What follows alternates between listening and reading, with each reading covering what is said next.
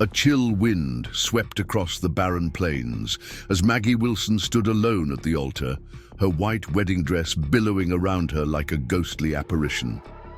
The church fell silent as minutes turned to hours, and the truth slowly dawned on everyone.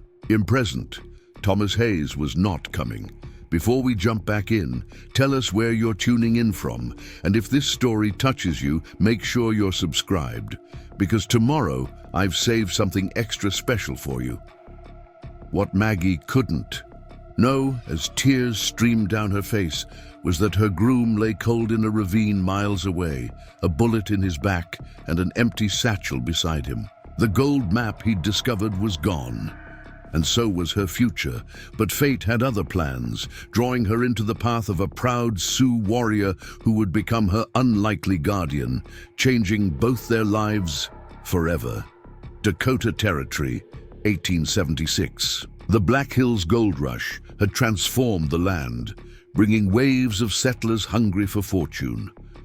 Riverpoint sat at the edge of civilization, not quite wild, not quite tamed, a town of wooden buildings, muddy streets, and dreams both fulfilled and shattered daily.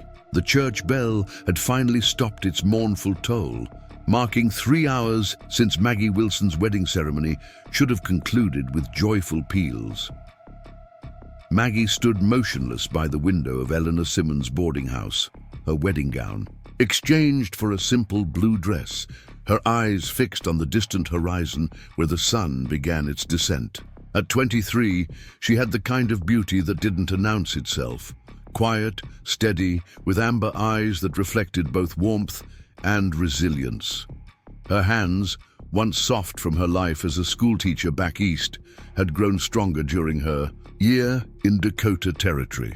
They were a working woman's hands now, but they trembled slightly as she clutched the telegram that had arrived that morning. "I'm sure there's an explanation," Eleanor said gently, setting a cup of tea beside her. Eleanor was 52, widowed twice, with silver streaking her dark hair and a face that had weathered grief but refused to be hardened by it. "Thomas isn't the type to simply vanish." Maggie didn't answer immediately. Her fingers traced the edges of the telegram, which held no answers, only questions. Thomas Hayes, her fiancé of 8 months, had sent it 3 days prior. "Found it. Fortune awaits. Wedding proceeds as planned." No explanation, no details, just cryptic words that now hung in the air like smoke. "He found something in those hills," Maggie finally said, her voice barely audible. "Something that made him believe we could start our life properly." She turned from the window, facing Eleanor with eyes too dry for tears now, and now he's gone. Outside, Riverpoint continued its daily rhythms, miners stumbling from saloons, merchants closing shops, women calling children home for supper.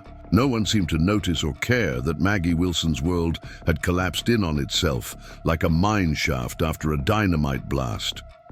Sheriff Caldwell had offered empty reassurances. "Men get cold feet, Miss Wilson. Give it time." His deputy had been more direct, probably found gold and forgot all about marrying. Neither seemed inclined to search for a man who might simply have chosen to disappear. Maggie knew differently. Thomas had been many things, impulsive, dreamy, often lost in his own thoughts, but never cruel, never the type to leave her. Standing alone before God and the entire town of Riverpoint, something was wrong. She felt it in the hollow of her chest, in the spaces between heartbeats. That night, as moonlight cut silver patterns across her bedroom floor, Maggie made a decision. If no one would look for Thomas, she would do it herself. With steady hands, she folded her wedding dress into a trunk, along with the hopes it had represented. Tomorrow would bring a different kind of journey than the honeymoon she'd anticipated. Miles away, beyond the borders of Riverpoint, beyond the claims and camps of ambitious miners, 2 hawks stood at the edge of broken Pine Creek. The water reflected starlight and his own stern features, high cheekbones, dark eyes that missed nothing, and lips pressed into a permanent line of displeasure. At 30, he carried himself with the confidence of a warrior, though the government officials, who occasionally visited the reservation, called him Daniel Running Bear in their papers. Two Hawks refused to answer to that name, just as he refused to stay confined within the boundaries they'd drawn for his people, imaginary lines on paper maps that meant nothing to those who saw the land as a living entity rather than property, to be parceled and sold. The creek gurgled softly, telling secrets only those who listened could hear. Two Hawks understood its language, just as he understood the messages carried by wind and cloud, by animal tracks and broken twigs. 3 days earlier, these signs had led him to a ravine where a white man lay dead, blood soaking into parched earth. The man had been shot from behind, a coward's kill. Two Hawks had found tracks nearby, 2 men on horseback moving fast toward Riverpoint. He had considered burying the dead man, offering the respect in death that many whites denied his. People in life, but something had stopped him. A small photograph that had fallen from the man's pocket, a woman with amber eyes and a gentle smile. On the back, written in careful script, "To Thomas, my future husband, all my love, Maggie." Two Hawks had left the body where it lay, knowing what would happen if he were found with a dead white man. But he had taken the photograph, feeling a strange connection to this Maggie, who had lost something without knowing it yet. He had seen too much loss himself. His father killed by soldiers, his mother succumbing to the white man's diseases, his people pushed from their lands, forced to live on the government's terms, eating the government's rancid food. The Sioux warrior's life had been shaped by the greed of gold seekers who cared nothing for the sacred nature of the Black Hills. He had fought in battles, counted coup against enemies, and carried scars both visible and hidden. But lately, a weariness had settled into his bones. Fighting seemed endless and futile, with more white settlers arriving each day, bringing their diseases, their whiskey, and their insatiable hunger for land. Two Hawks touched the small leather pouch at his waist, feeling the stiff paper of the photograph inside. Tomorrow he would go to Riverpoint, a dangerous prospect for a lone Sioux, and find this woman. Not because he cared about white people's troubles, but because something in her eyes reminded him of values his people held dear: loyalty, truth, the sacredness of promises made. As dawn broke across the eastern sky, painting the plains in gold and amber, Maggie Wilson packed a small bag with essentials. A change of clothes, some hard bread and jerky, the small Derringer pistol Thomas had insisted she learn to use just in case. The weapon felt foreign in her hand, its metal cool and unforgiving. She tucked it into her pocket, hoping she would never need to use it. Eleanor caught her at the door, a wool shawl draped over her arm. "You can't go alone," she said, concern etching deeper lines around her eyes. "The hills are dangerous for a woman." "I have to find him," Maggie replied simply, accepting the shawl. "I'll start at his claim. He must have left some clue to where he was going." Eleanor sighed, recognizing the determination that had allowed Maggie to travel west alone, to build a life for herself, teaching the children of Riverpoint when many women would have sought the security of marriage first. "Take my mare," she said finally. "She's sure-footed on mountain trails, and promise you'll be back by sunset." Maggie nodded, though they both knew the promise might be empty. Thomas's claim lay 4 miles outside town, and whatever answers awaited might lead her further still. The morning air carried the scent of pine and earth as Maggie rode out of Riverpoint. Few people were about at this early hour, a blessing, as she had no desire to field more pitying glances or well-meaning advice. The townspeople had already begun to refer to her as the abandoned bride, a title that stung more deeply than she cared to admit. The trail to Thomas's claim wound through forest and across stretches of open meadow. Thomas had been ecstatic when he'd staked his small piece of land 6 months earlier. "Not much to look at now," he'd told her, sweeping his arm across the modest clearing and crude cabin. "But just wait, Maggie mine. One day we'll build something grand right here." Now, as the cabin came into view, Maggie felt her throat tighten. It looked smaller than she remembered, more fragile. The door hung, slightly ajar, moving gently in the morning breeze. Thomas always secured his door when leaving. He'd been almost obsessive about it, worried about claim jumpers. Maggie dismounted slowly, tying Eleanor's mare to a pine near the clearing's edge. Her footsteps sounded unnaturally loud as she approached the cabin, each crunch of dirt and twig a small violation of the stillness. "Thomas!" she called, knowing there would be no answer but needing to break the silence. The cabin's interior was chaos. The small table lay overturned, Thomas's few books scattered across the dirt floor. The trunk where he kept his clothes gaped open, its contents strewn about. Someone had searched the place thoroughly and violently. Maggie stood frozen in the doorway, the reality of the situation finally sinking in. This wasn't about cold feet or second thoughts. Something had happened to Thomas, something tied to whatever he'd found. With trembling fingers, she began to sort through the mess, looking for any clue that might explain his disappearance. Preparing and narrating this story took us a lot of time, so if you are enjoying it, subscribe to our channel. It means a lot to us. Now back to the story.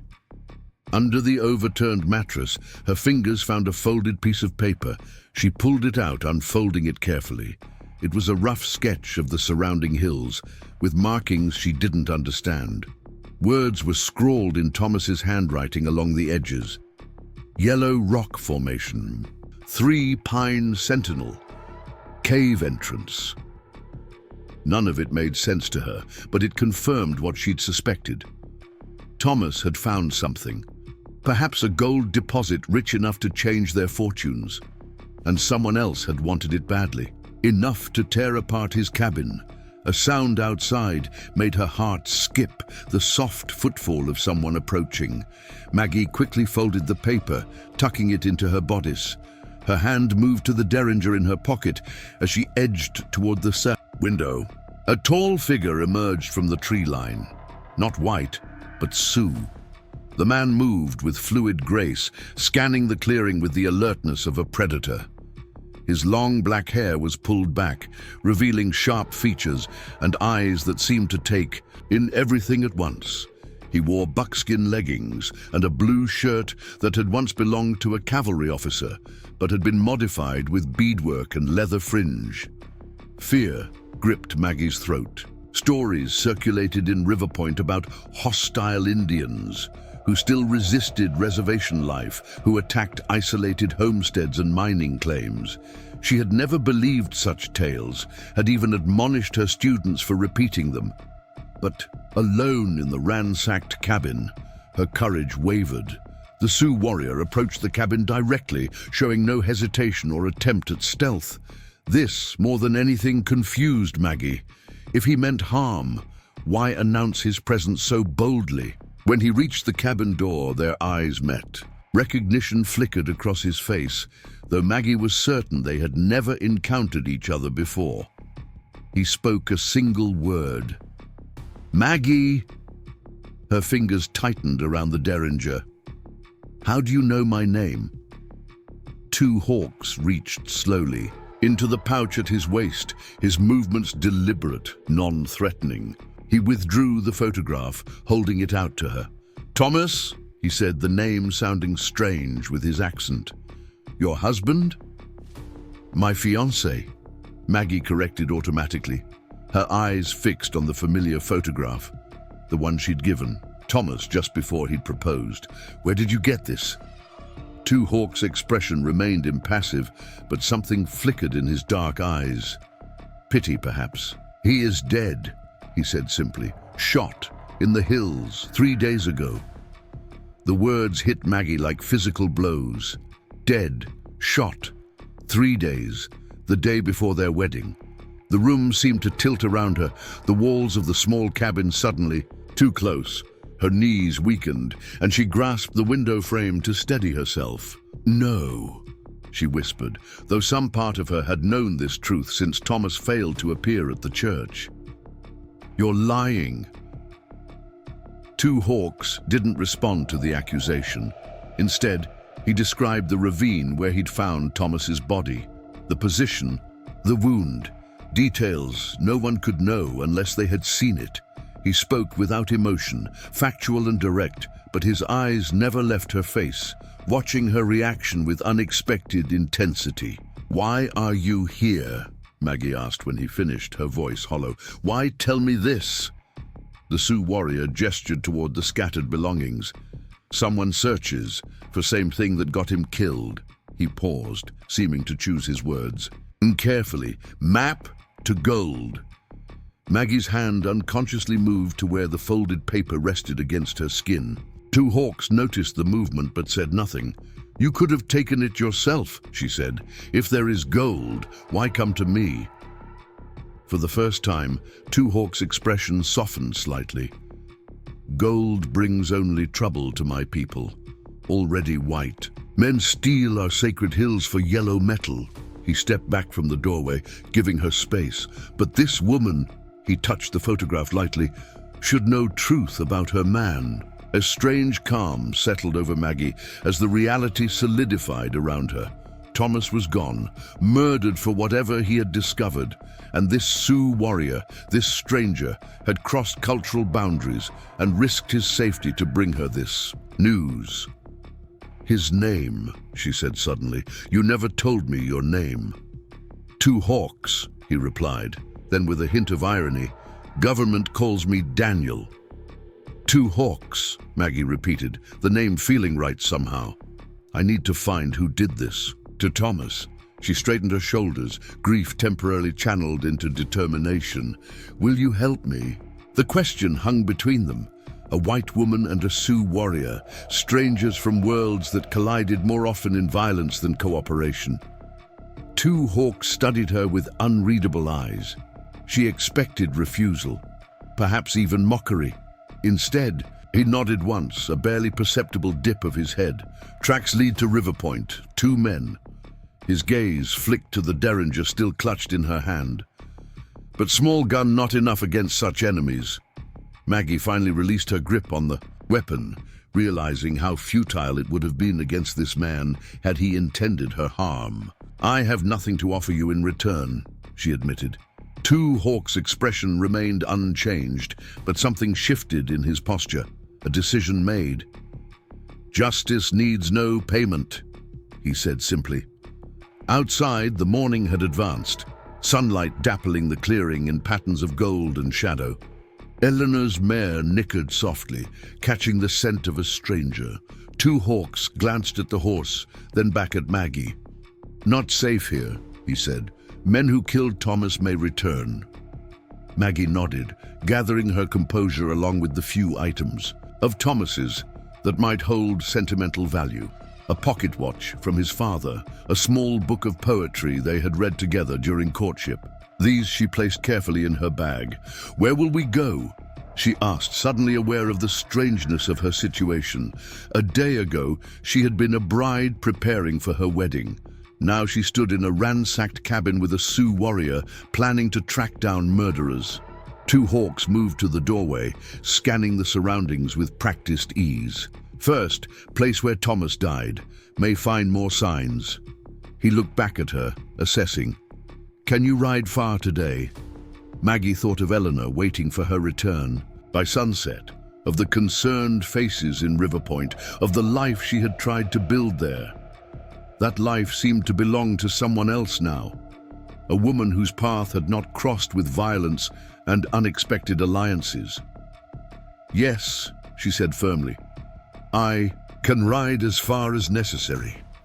They left the cabin as they had found it, in disarray. Maggie mounted Eleanor's mare, while Two Hawks disappeared briefly into the forest, returning with a painted horse that bore no saddle, only a simple blanket secured with a leather strap. He swung onto the animal's back with fluid grace, an extension of the horse rather than its master. As they rode away from the clearing, Maggie felt as though she were leaving more than Thomas's cabin behind. She was leaving behind the Maggie Wilson who had come west with dreams of marriage and a settled life, the school teacher who had believed in the orderly progression of days.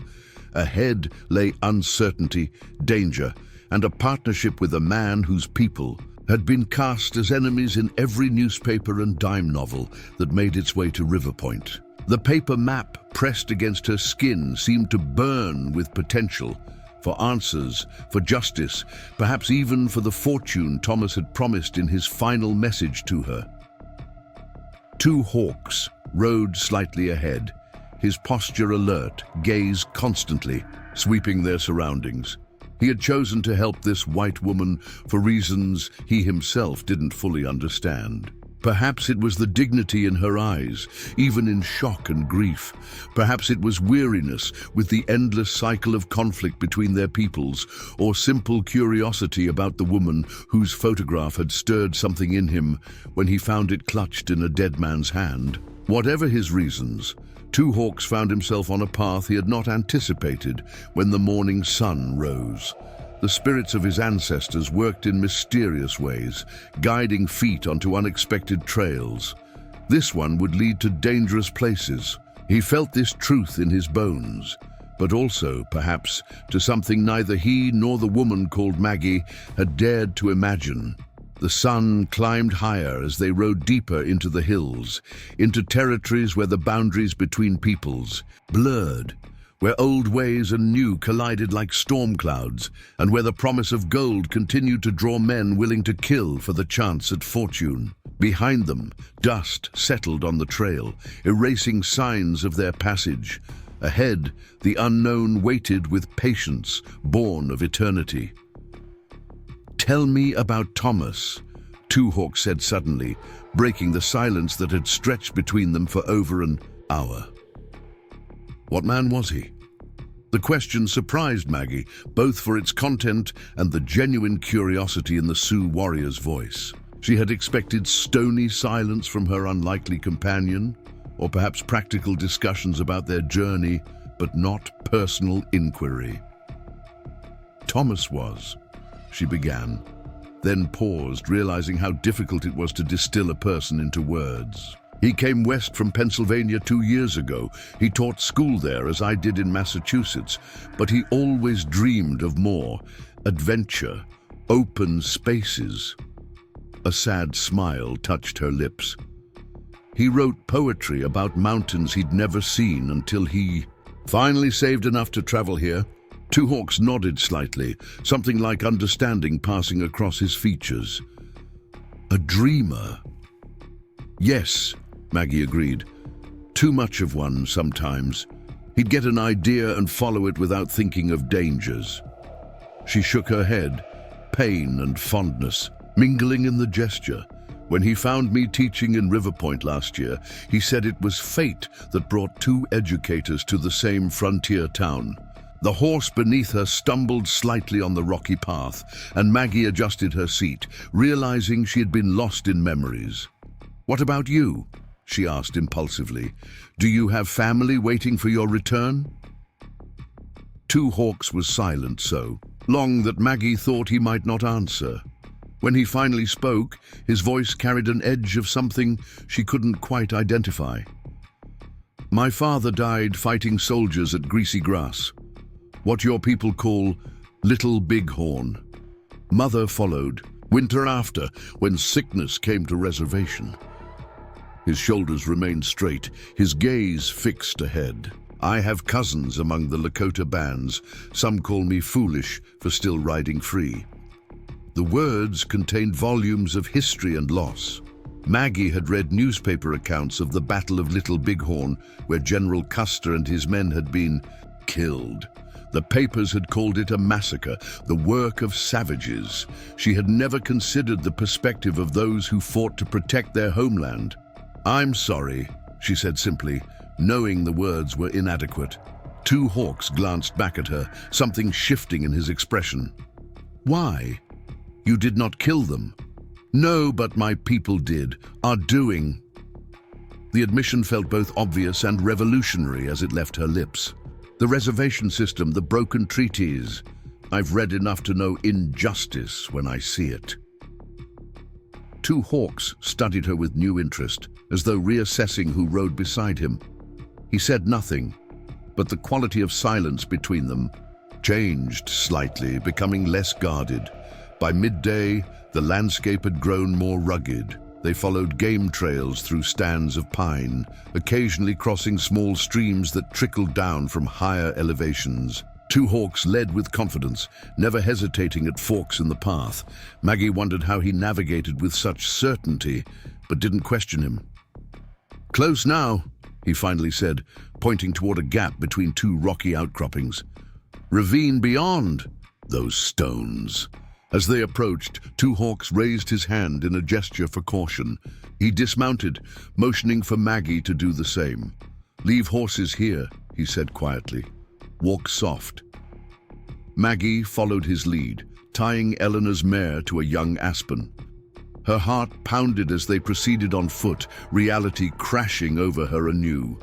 They were going to the place where Thomas had died, the place where her future had been irrevocably altered by a stranger's bullet. The ravine was deeper than she had imagined, with steep sides of red rock and scattered pine. Two Hawks led her along its edge, moving with the silence of a hunting cat, until he stopped abruptly, pointing downward. "There," he said softly. Maggie steeled herself before looking. 20 feet below, she could see a dark stain on the earth, blood soaked into rocky soil. But no body. "He's gone," she whispered, confused. Two Hawks nodded grimly. "Someone came after I found him. Took body." He pointed to disturbances in the earth, marks Maggie would never have noticed without his guidance. Many boots, white, men's horses. New questions flooded Maggie's mind. Who would remove Thomas's body? Why not report finding him? She turned in a slow circle, trying to understand what had happened in this lonely place. "Where was he going?" she asked. "When they killed him?" Two Hawks surveyed the surrounding terrain thoughtfully. "Trail leads northwest," he said, indicating a barely visible path, "toward mountains." He looked at Maggie intently. "Map you carry may show where." Maggie reached into her bodice, withdrawing the folded paper. She hesitated, then held it out to Two Hawks. Trust, once offered, couldn't be parceled in half measures. The Sioux warrior unfolded the map carefully, studying the crude drawings and notations. His brow furrowed in concentration, eyes moving from the paper to the landscape, and back again. "Yellow rock formation," he murmured, repeating one of Thomas's notations. "Know this place?" He pointed toward distant peaks. "Half-day's ride, old cave there where animals shelter in winter storms." Hope flickered in Maggie's chest, the first she'd felt since standing alone at the altar. "You can find it." Two Hawks refolded the map, returning it to her with surprising gentleness. "Can find, but others seek same place." He gestured to the empty ravine below. "Men who killed Thomas know he found something valuable. Will not stop until they have it." "Who are they?" Maggie asked, the question that had burned in her mind since learning of Thomas's murder. Two Hawks shook his head. "Tracks tell some things, not all. 2 riders that day, but more came for body." His expression darkened. "Someone with power, influence, to hide murder without questions." Maggie thought of Riverpoint, of Sheriff Caldwell's dismissive attitude when she'd reported Thomas missing. Had he known more than he let on? Was he involved? The possibility made her stomach twist with dread. "We need to find what Thomas discovered," she said with sudden conviction. "It's the only way to understand why he was killed, the only way to get justice." Two Hawks studied her with that penetrating gaze that seemed to see more than she intended to reveal. "Quest for justice dangerous path," he said quietly, "especially for woman alone." The words weren't meant to dissuade, but to ensure she understood the reality of what she proposed. Maggie appreciated his directness. "I'm not alone," she replied simply, "unless you plan to leave." The barest hint of what might have been a smile touched Two Hawks' lips. "Not yet," he said. Then, more seriously, "Should eat. Rest. Long ride ahead." They retreated from the ravine's edge to a small clearing where the horses grazed on sparse mountain grass. Maggie shared her jerky and hard bread, while Two Hawks produced pemmican, a dense mixture of dried meat, fat, and berries that he explained could sustain a warrior for days of hard riding. As they ate in companionable silence, Maggie found herself studying her unexpected ally. Two Hawks moved with the confidence of someone completely at home in this harsh landscape. His face, when not deliberately impassive, showed intelligence and a depth of thought that contradicted every stereotype published in the newspapers and dime novels she'd encountered. "Why did you decide to help me?" she asked suddenly. "You could have left the photograph, never come looking for me at all."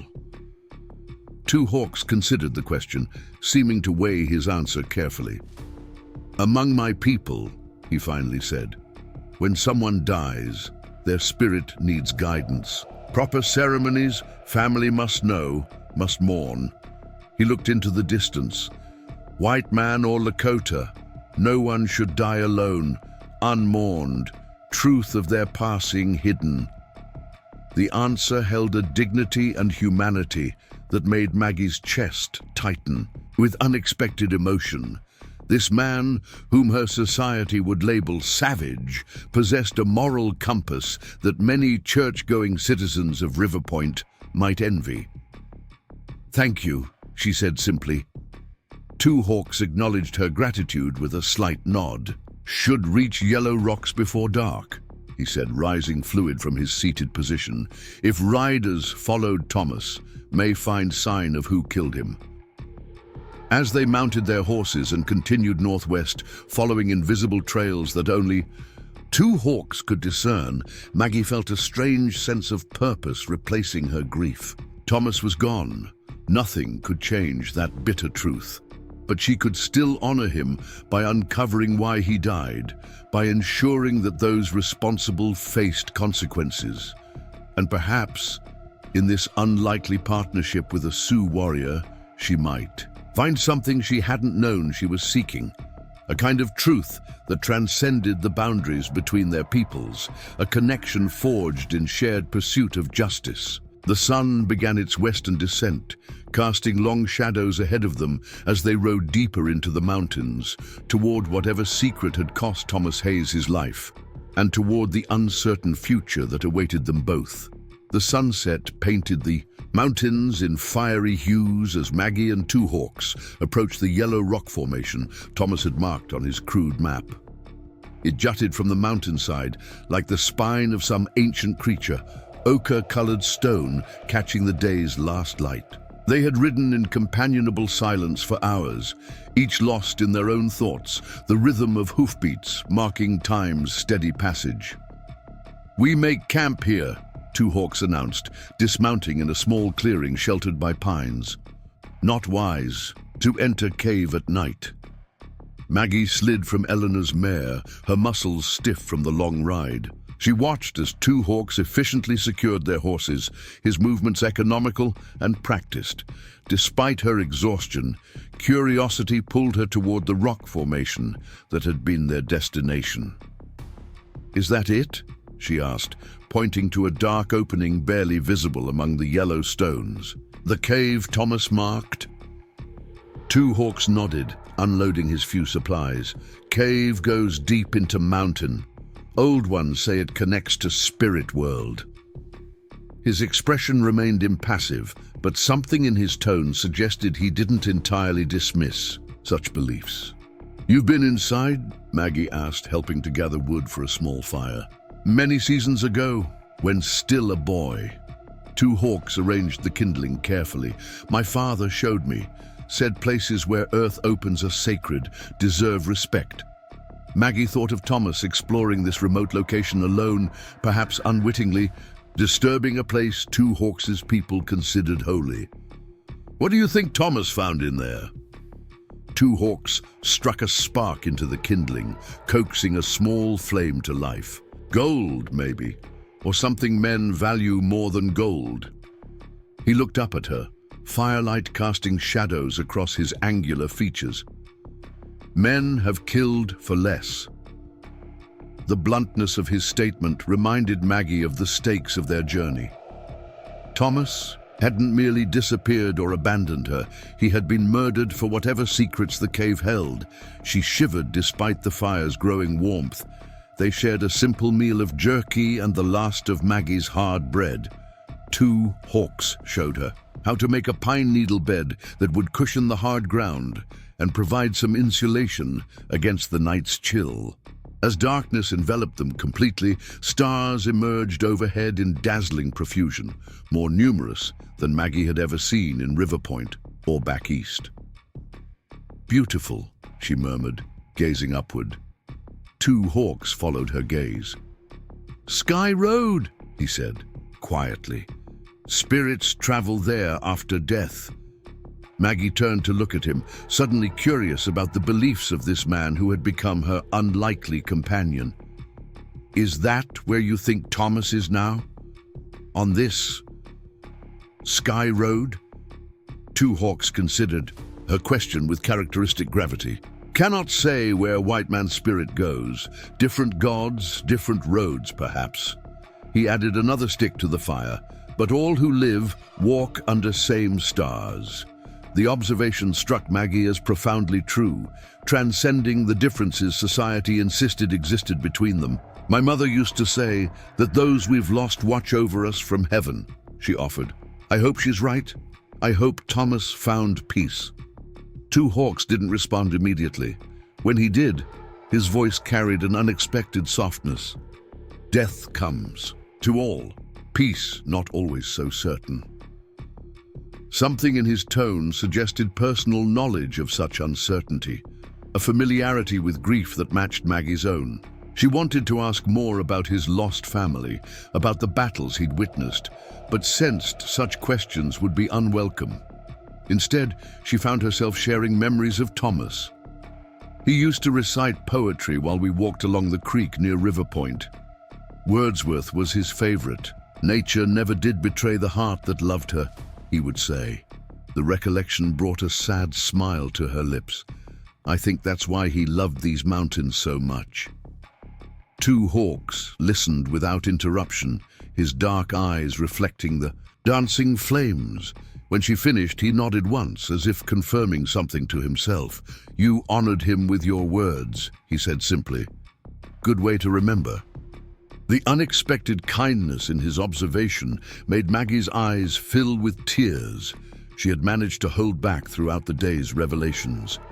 She turned away, not wanting him to see her weakness. "Rest now," Two Hawks said, either not noticing her emotion or tactfully ignoring it. "Morning comes early, need clear eyes to find what we seek." Maggie settled onto her pine needle bed, pulling Eleanor's shawl around her shoulders. Despite her physical exhaustion, her mind raced with questions. Who had killed Thomas? What would they find in the cave tomorrow? Could she truly trust the stoic warrior who lay a respectful distance away, his back to her, apparently untroubled by their strange circumstances? Sleep came eventually, deep and dreamless, the mountain air working its own magic on her weary body. Dawn arrived with birdsong and mist clinging to the mountainside. Maggie woke to find Two Hawks already up, returning from a nearby stream with a skin of fresh water. He offered it to her without comment, then busied himself extinguishing all traces of their campfire. "Leave no sign we were here," he explained when she asked. "Safer that way." They shared a breakfast of pemmican, its dense nutrition providing surprising energy. As they ate, Two Hawks outlined his plan for exploring the cave.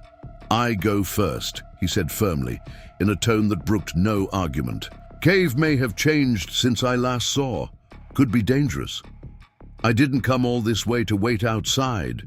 Maggie replied with equal determination. "Whatever Thomas found, I need to see it with my own eyes." Two Hawks studied her, his expression unreadable. Finally, he reached into a small pouch at his waist and withdrew something that glinted in the early light. A knife with a bone handle, its blade wickedly sharp. "Take this," he said, offering it to her hilt. "First." Small gun makes big noise, echoes in cave. Knife is silent. Maggie hesitated, then accepted the weapon, its weight unfamiliar in her hand. The gesture represented trust. He was arming her, acknowledging her right to defend herself. "Thank you," she said, securing the knife in her belt. Two Hawks nodded. Once then rose to prepare a torch from pine resin and branches. "Stay close behind me," he instructed. "Step only where I step." They approached the cave entrance, which yawned darker than night against the yellow rock. Two Hawks lit the torch, its flame casting deep shadows that danced along the stone walls. As they moved into the entrance, the temperature dropped perceptibly. Maggie fought the instinctive urge to turn back, to retreat to sunlight and certainty. The passage narrowed, then widened again into a chamber where water had sculpted the stone into fantastic formations. Stalactites hung from the ceiling like frozen daggers, while corresponding stalagmites reached upward from the floor, centuries of mineral deposits creating delicate alien architecture. "Beautiful," Maggie whispered, her voice echoing softly. Two Hawks held the torch higher, illuminating more of the chamber. "Cave goes deeper," he said. "Many rooms, many passages." "How will we know which way Thomas went?" Maggie asked suddenly, overwhelmed by the task before them. Two Hawks crouched, examining the stone floor. "Look for signs," he said. "Disturbed dust, marks on walls." He pointed to a faint scuff in the ancient silt. "Someone came this way, not long ago." They followed these subtle markers deeper into the mountain's heart, the air growing cooler and damper with each turn. Two Hawks moved with absolute confidence, reading the cave as easily as Maggie might read a book. Occasionally he would pause, touching a wall or examining the ground before continuing their descent. After what felt like hours, but might have been merely minutes, time seemed different underground. They reached a junction where three passages branched in separate directions. Two Hawks frowned, studying each opening carefully. "Tracks. Confused here," he said. "Many feet coming and going." "Thomas wasn't alone?" Maggie asked, alarmed by the implication. "Hard to say. Marks not all made same time." He indicated scuff patterns on the stone floor. Some old, some new. Maggie felt a chill that had nothing to do with the cave's temperature. "If others know about this place," Two Hawks nodded grimly, "makes finding killers more difficult." He pointed to the rightmost passage. "This way has fresher signs." They proceeded cautiously, the passage gradually sloping downward. The air grew noticeably damper, and occasional drips from the ceiling created haunting, irregular rhythms in the silence. Maggie stayed close behind Two Hawks, grateful for his steady presence in this alien world of stone and shadow. The passage eventually opened into another chamber, smaller than the first, but somehow more breathtaking. Here, crystal formations caught the torchlight and fractured it into countless rainbow reflections. The effect was mesmerizing, like standing inside a massive geode. "The crystals," Maggie breathed, understanding dawning. "This is what Thomas found." Two Hawks shook his head, moving the torch deliberately across the chamber. "Not just crystals," he said, directing the light toward one wall. There, barely visible among the crystal formations, ran a vein of unmistakable yellow gold, snaking through the rock like a frozen river. Maggie approached it slowly, reaching out to touch the metallic surface. "Gold," she whispered, "so much of it." "Enough to kill for," Two Hawks confirmed grimly. He surveyed the chamber with narrowed eyes. But something not right. Gold still. Here. If killer's new location, why not take it? It was a perceptive question that struck Maggie forcefully. If Thomas had been murdered for this discovery, why hadn't the killers already mined the gold? Why was the chamber undisturbed? Unless, she began slowly, a new possibility forming. Unless they didn't know exactly where it was. Maybe Thomas never told them. Two Hawks nodded thoughtfully. Man keeps secret, dies protecting it. The idea gave Thomas's death a nobility that comforted Maggie slightly. He hadn't simply been robbed. He had refused to betray his discovery, perhaps hoping to protect the future he had promised her. But then, how did they know he found anything at all? She wondered aloud. Before Two Hawks could respond, a sound echoed through the chamber, distinct and unmistakable. Footsteps approaching from the passage they had just traversed. Two Hawks extinguished the torch instantly, plunging them into absolute darkness. His hand found Maggie's arm unerringly, guiding her to the chamber's far side, where a natural depression in the wall offered minimal concealment. "Do not move," he whispered, his breath warm against her ear. "Do not speak." Maggie froze, heart hammering so loudly she feared it might betray their position. Two Hawks' body shielded hers, pressing her firmly against the cool stone. She could feel his controlled breathing, the tensed readiness of his muscles. Light appeared at the chamber entrance, not the warm flicker of a torch, but the steady beam of a miner's lantern.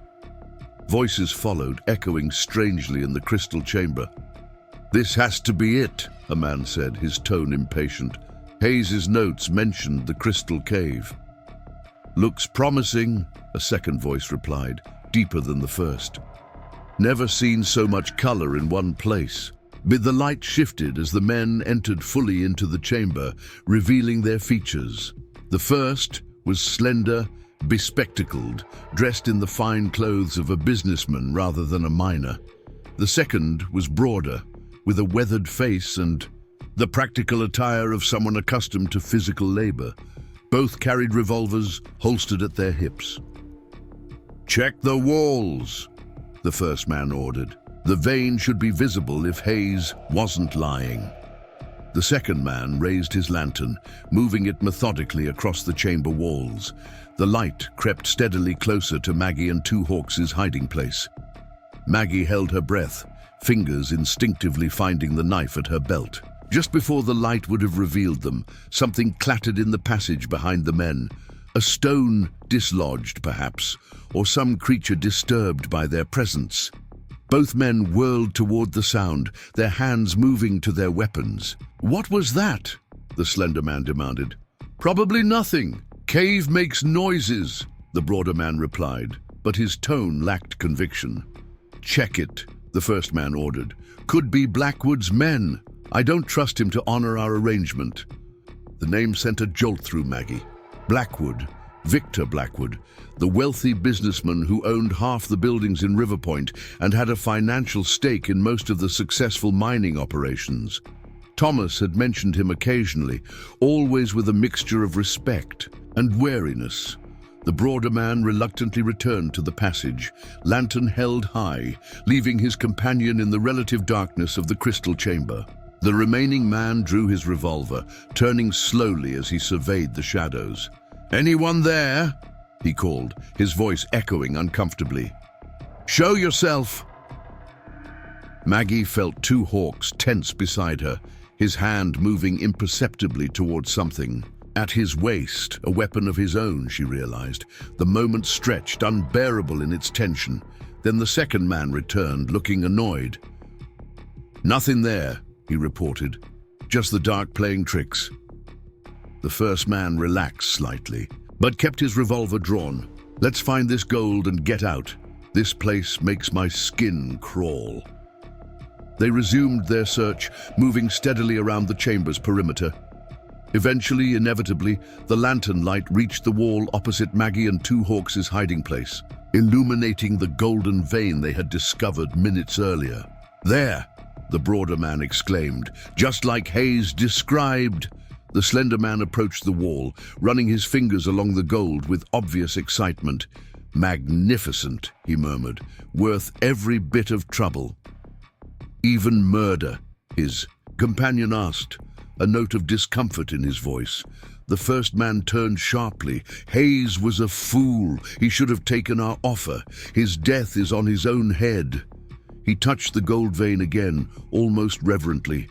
"Besides, do you know what this is worth? Enough to set us up for life, Jenkins. No more taking orders, no more scraping by."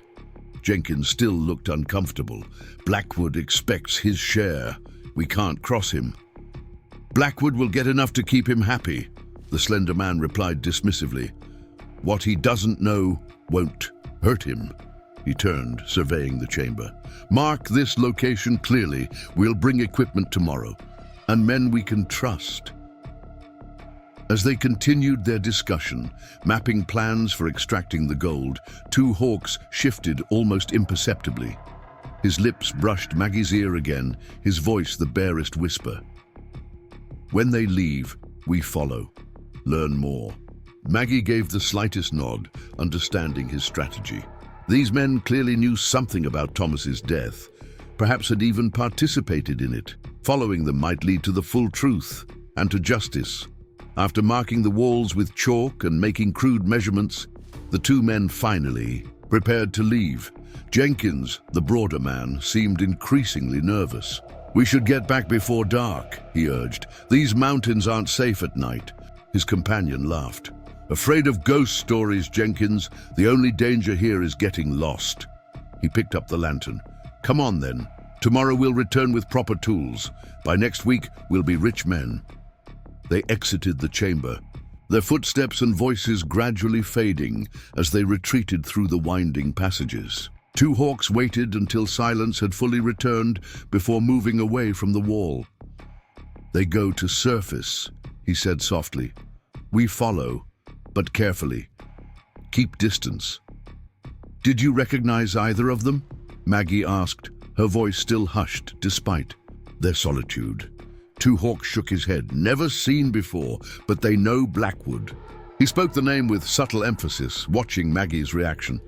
"Victor Blackwood," she confirmed. "He's powerful in Riverpoint, owns the bank, has interests in most businesses." She hesitated. "Thomas mentioned him sometimes. Said he had his fingers in every pie for miles around." Two Hawks nodded thoughtfully. "Man with much power often wants more." He relit their torch with practiced efficiency. "We go now. Stay close." Navigating back through the cave system proved challenging without following directly behind the men with their brighter lantern. Twice they took wrong turns, having to backtrack when passages ended in solid walls or dangerous drops.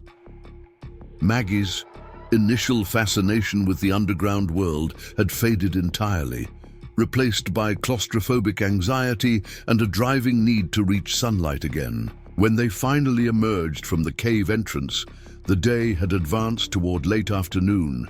Bright light made Maggie blink painfully after hours in darkness. Two Hawks immediately pulled her behind a large boulder, gesturing for silence. In the distance, they could see the two men mounting horses, still engaged in animated conversation. The slender man gestured expansively while Jenkins nodded, apparently accepting direction from his companion. "We can't follow them on horseback," Maggie whispered. "They'd see us immediately on these open slopes." Two Hawks studied the landscape with narrowed eyes. "No need to follow close," he said. "Know where they go." "Riverpoint," Maggie guessed. He nodded. "But not main road. Too exposed." He pointed to a barely visible track that wound through a valley to the southeast. "Hidden way. Trappers use. Faster for those who know mountains." "You know it?" Maggie asked, impressed by his knowledge of the territory. A hint of something like pride crossed his face. "Know all paths in these hills. My people walked them for generations before white men came." The expression faded, replaced by his usual stoicism. "We return to horses. Take different route to Riverpoint."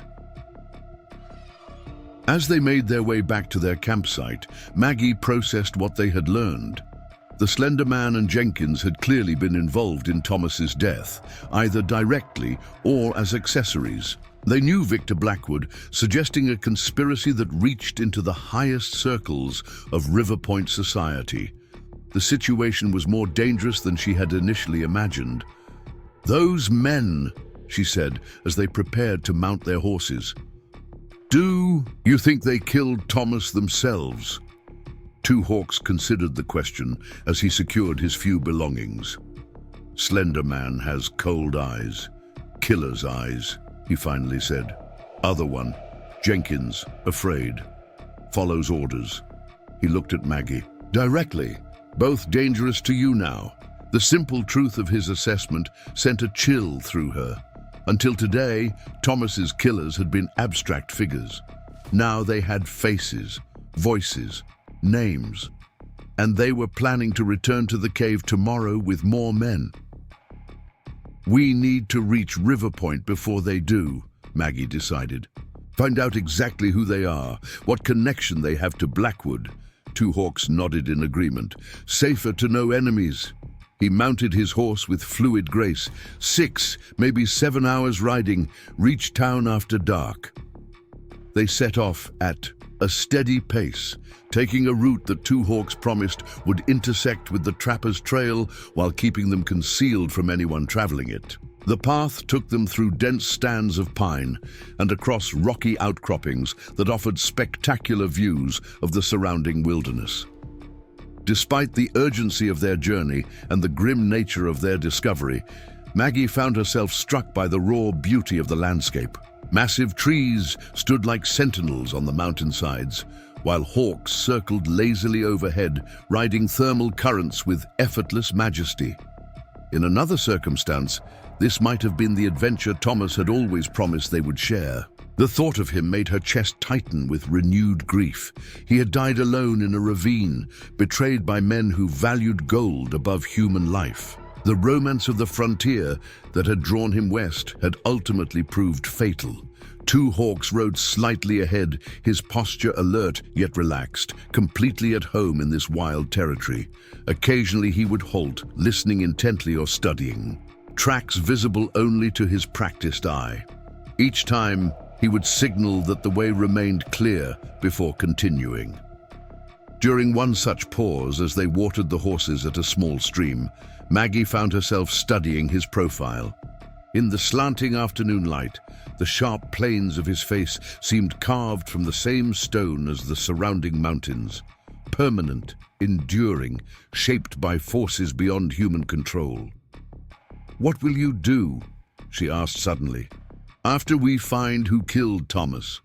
Two Hawks looked at her, clearly surprised by the question. "Return to my people," he said simply. "Winter comes soon.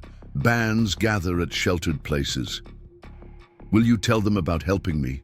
Maggie pressed, curious about how he would explain their unusual partnership. A faint smile touched his lips. "We'll tell story of woman who rides mountains without fear, seeks justice with warrior's heart." The smile faded as quickly as it had appeared. "Some will approve. Others say I was foolish to trust white woman." Maggie considered this. "And what will you say to those others?" Two Hawks was silent for a long moment, his dark eyes holding hers with unexpected intensity. "We'll say not all whites same, just as not all Lakota same." He looked away, focusing on the distant horizon. "Each person walks own path." The observation struck Maggie as profoundly true, cutting through the artificial boundaries society constructed between peoples. She had been raised with certain beliefs about Indians, mostly fears and stereotypes passed down without question.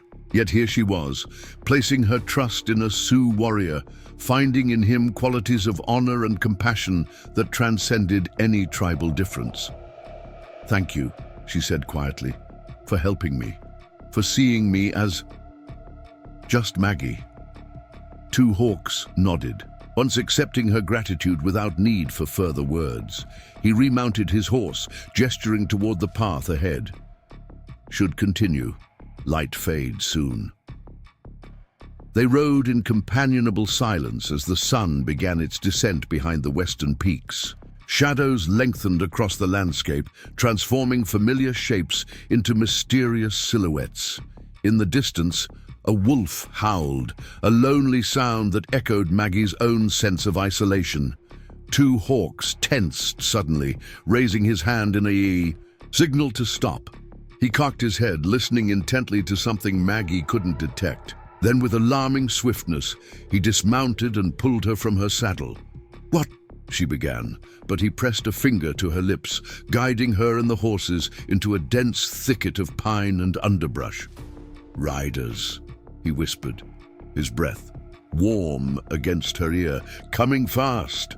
Now Maggie heard it too, the distinct rhythm of hoofbeats approaching along the path ahead. Two hawks positioned himself protectively between her and the potential threat, one hand resting on a knife at his belt.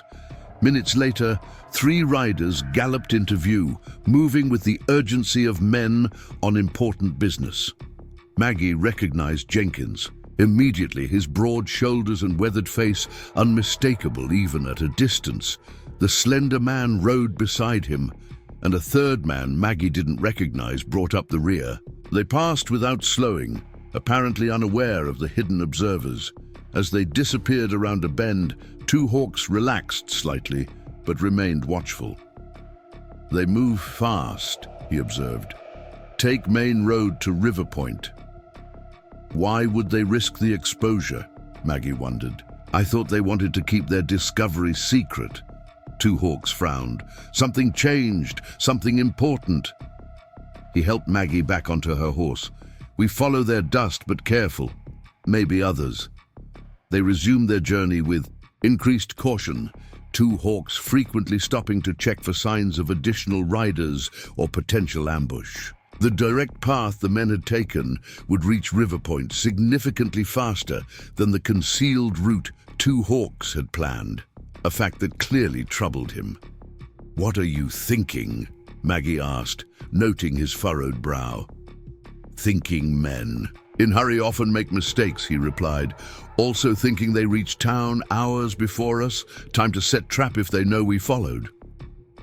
The possibility hadn't occurred to Maggie. "You think they saw us in the cave?" "Not certain, but wise to assume worst." He studied the darkening sky thoughtfully. "Should not enter town by main road. Too exposed." As twilight deepened into true darkness, they left the established trail entirely, two hawks leading them. Across country that seemed impossible to navigate without daylight. Yet he moved with absolute confidence, guided by stars and an intuitive understanding of the landscape that no formal education could provide. "How can you see where we're going?" Maggie finally asked, after they had traversed a particularly treacherous, rocky slope without incident. Two hawks glanced back at her, the moonlight catching the planes of his face. "Do not see with eyes alone," he replied. "Land speaks to those who listen, tells where safe path lies." The explanation was both poetic and practical. A different way of knowing that complemented, rather than contradicted, Maggie's more formal education. She found herself wishing Thomas could have met this remarkable man, could have learned from him as she was learning. By the time they spotted Riverpoint's distant lights, it was well past midnight.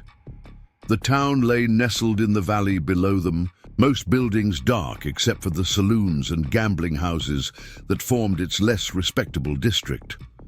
Two hawks halted on the ridge overlooking the settlement.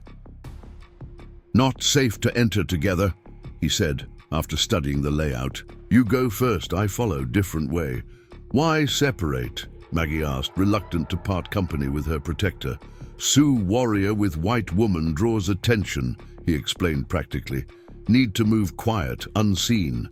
Maggie couldn't argue with his logic. though the prospect of entering Riverpoint alone, knowing Thomas's killers had arrived hours earlier, filled her with apprehension. "Where will I find you?" Two hawks pointed to the eastern edge of town. "Old livery stable, abandoned now. Wait there after dawn." He turned to face her fully, his expression unusually grave even for him. "Be careful, Maggie Wilson. Trust no one tonight." The use of her full name underscored the seriousness of his warning. Maggie nodded, accepting both his strategy and his concern. "You be careful too," she replied. "Riverpoint isn't kind to your people, even in daylight." A ghost of a smile touched his lips. "Have walked through enemy camps before. Will not be caught." He hesitated, then added, "If trouble comes, use knife I gave you. Do not hesitate." With that sobering advice, they parted ways, Maggie taking the winding path down to the town's main road, two hawks disappearing into the darkness like a shadow absorbed by deeper shade. Riverpoint after midnight was a different world from the respectable town Maggie knew by day. Raucous laughter spilled from the Golden Nugget saloon, along with the tinny sounds of a poorly tuned piano. Men in various stages of intoxication staggered between establishments, while painted women called invitations from second-story windows. Maggie kept her head down, grateful for the plain clothing and shawl that helped her blend with the shadows. Her destination was Eleanor's boarding house, where she hoped to find temporary sanctuary and perhaps information about the men they had observed. She had nearly reached the residential district when a voice called her name, stopping her cold. "Miss Wilson, by heavens, it is you!" Maggie turned reluctantly to find Sheriff Caldwell approaching, his star gleaming dully in the lamplight. His expression registered surprise and something she couldn't quite identify, concern perhaps, or wariness. "Evening, Sheriff," she replied, striving for a calmness she didn't feel. "You're out late." "As are you, Miss Wilson." He stepped closer, studying her trail-worn appearance. "Word was you'd left town, searching for your missing groom, I heard." There was something in his tone, a subtle mockery, or perhaps genuine curiosity, that put Maggie instantly on guard. Two Hawks' warning echoed in her mind. "Trust no one tonight." "Just getting some air," she lied smoothly. "Couldn't sleep." Caldwell's eyebrows rose skeptically. "Dressed for riding, with dust of the trail still on your boots?" He shook his head. "Come now, Miss Wilson, we can be honest with each other, can't we?" Maggie felt a chill that had nothing to do with the night air. The sheriff knew something, perhaps everything. Was he connected to the men they had seen in the cave, to Blackwood? "I'm very tired, Sheriff," she said, taking a step backward. "If you'll excuse me." Caldwell moved with surprising swiftness for a man of his bulk, closing the distance between them and grasping her arm firmly. "I'm afraid I can't let you go just yet," he said, his friendly tone evaporating. "There are some gentlemen who are very eager to speak with you." Maggie's hand moved instinctively toward the knife hidden beneath her shawl, but Caldwell caught the movement and twisted her arm painfully. "None of that now," he warned. "Come along quietly, and this needn't get unpleasant." Heart pounding, Maggie glanced desperately around the deserted street. No help in sight, and Two Hawks was somewhere on the other side of town, unaware of her predicament. She was alone with a man she now realized was almost certainly corrupt, a lawman who had chosen gold over justice. "Where are you taking me?" she demanded, trying to sound braver than she felt.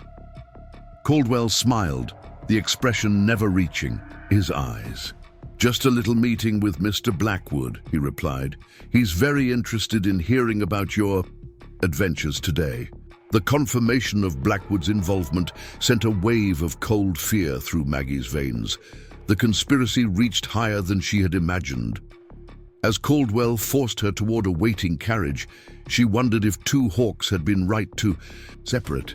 Perhaps together they might have avoided this trap, too late for such thoughts now. As the carriage door closed behind her with ominous finality, Maggie touched the knife still hidden at her side.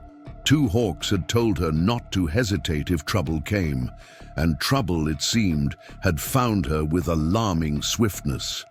The carriage rattled through Riverpoint's empty streets, each turn taking Maggie further from safety and deeper into uncertainty. Sheriff Caldwell sat opposite her, revolver casually displayed on his knee, a silent reminder of the futility of escape. Through small windows, she glimpsed familiar buildings transformed by darkness into looming, unfriendly shapes. The butcher, shop where she'd purchased Sunday roasts, the general store where Thomas had bought her a blue ribbon for her birthday, the schoolhouse where she'd taught Riverpoint's children, believing she was building a future in this frontier town. Now that future lay in ruins, as broken as the promises Thomas had made, the carriage finally halted before a grand house on the town's northern edge. Victor Blackwood's residence, a two-story mansion that stood as a monument to frontier wealth. Lamplight glowed in several windows despite the late hour, suggesting their arrival was expected. "Out!" Caldwell ordered, opening the carriage door and gesturing with his revolver. Maggie stepped down onto the gravel drive, her mind working furiously. Two hawks wouldn't know where to find her.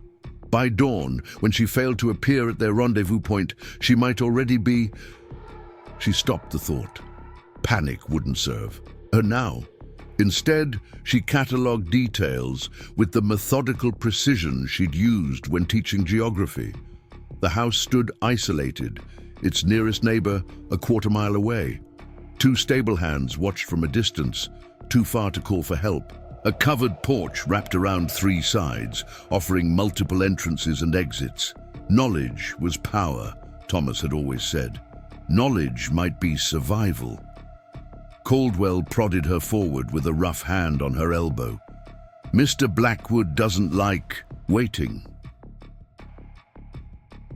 They entered through double doors of polished oak, stepping into a foyer that showcased Blackwood's wealth. Crystal chandeliers cast rainbow reflections across marble floors. Oil paintings in gilded frames depicted landscapes Maggie recognized. The Black Hills, Devil's Tower, scenes from the territory Blackwood now treated as personal property. A slender man in formal attire appeared silently. "The study, Sheriff," he directed. "Mr. Blackwood and the others are waiting." Others. The words sent fresh tendrils of dread curling through Maggie's stomach. How many were involved in this conspiracy?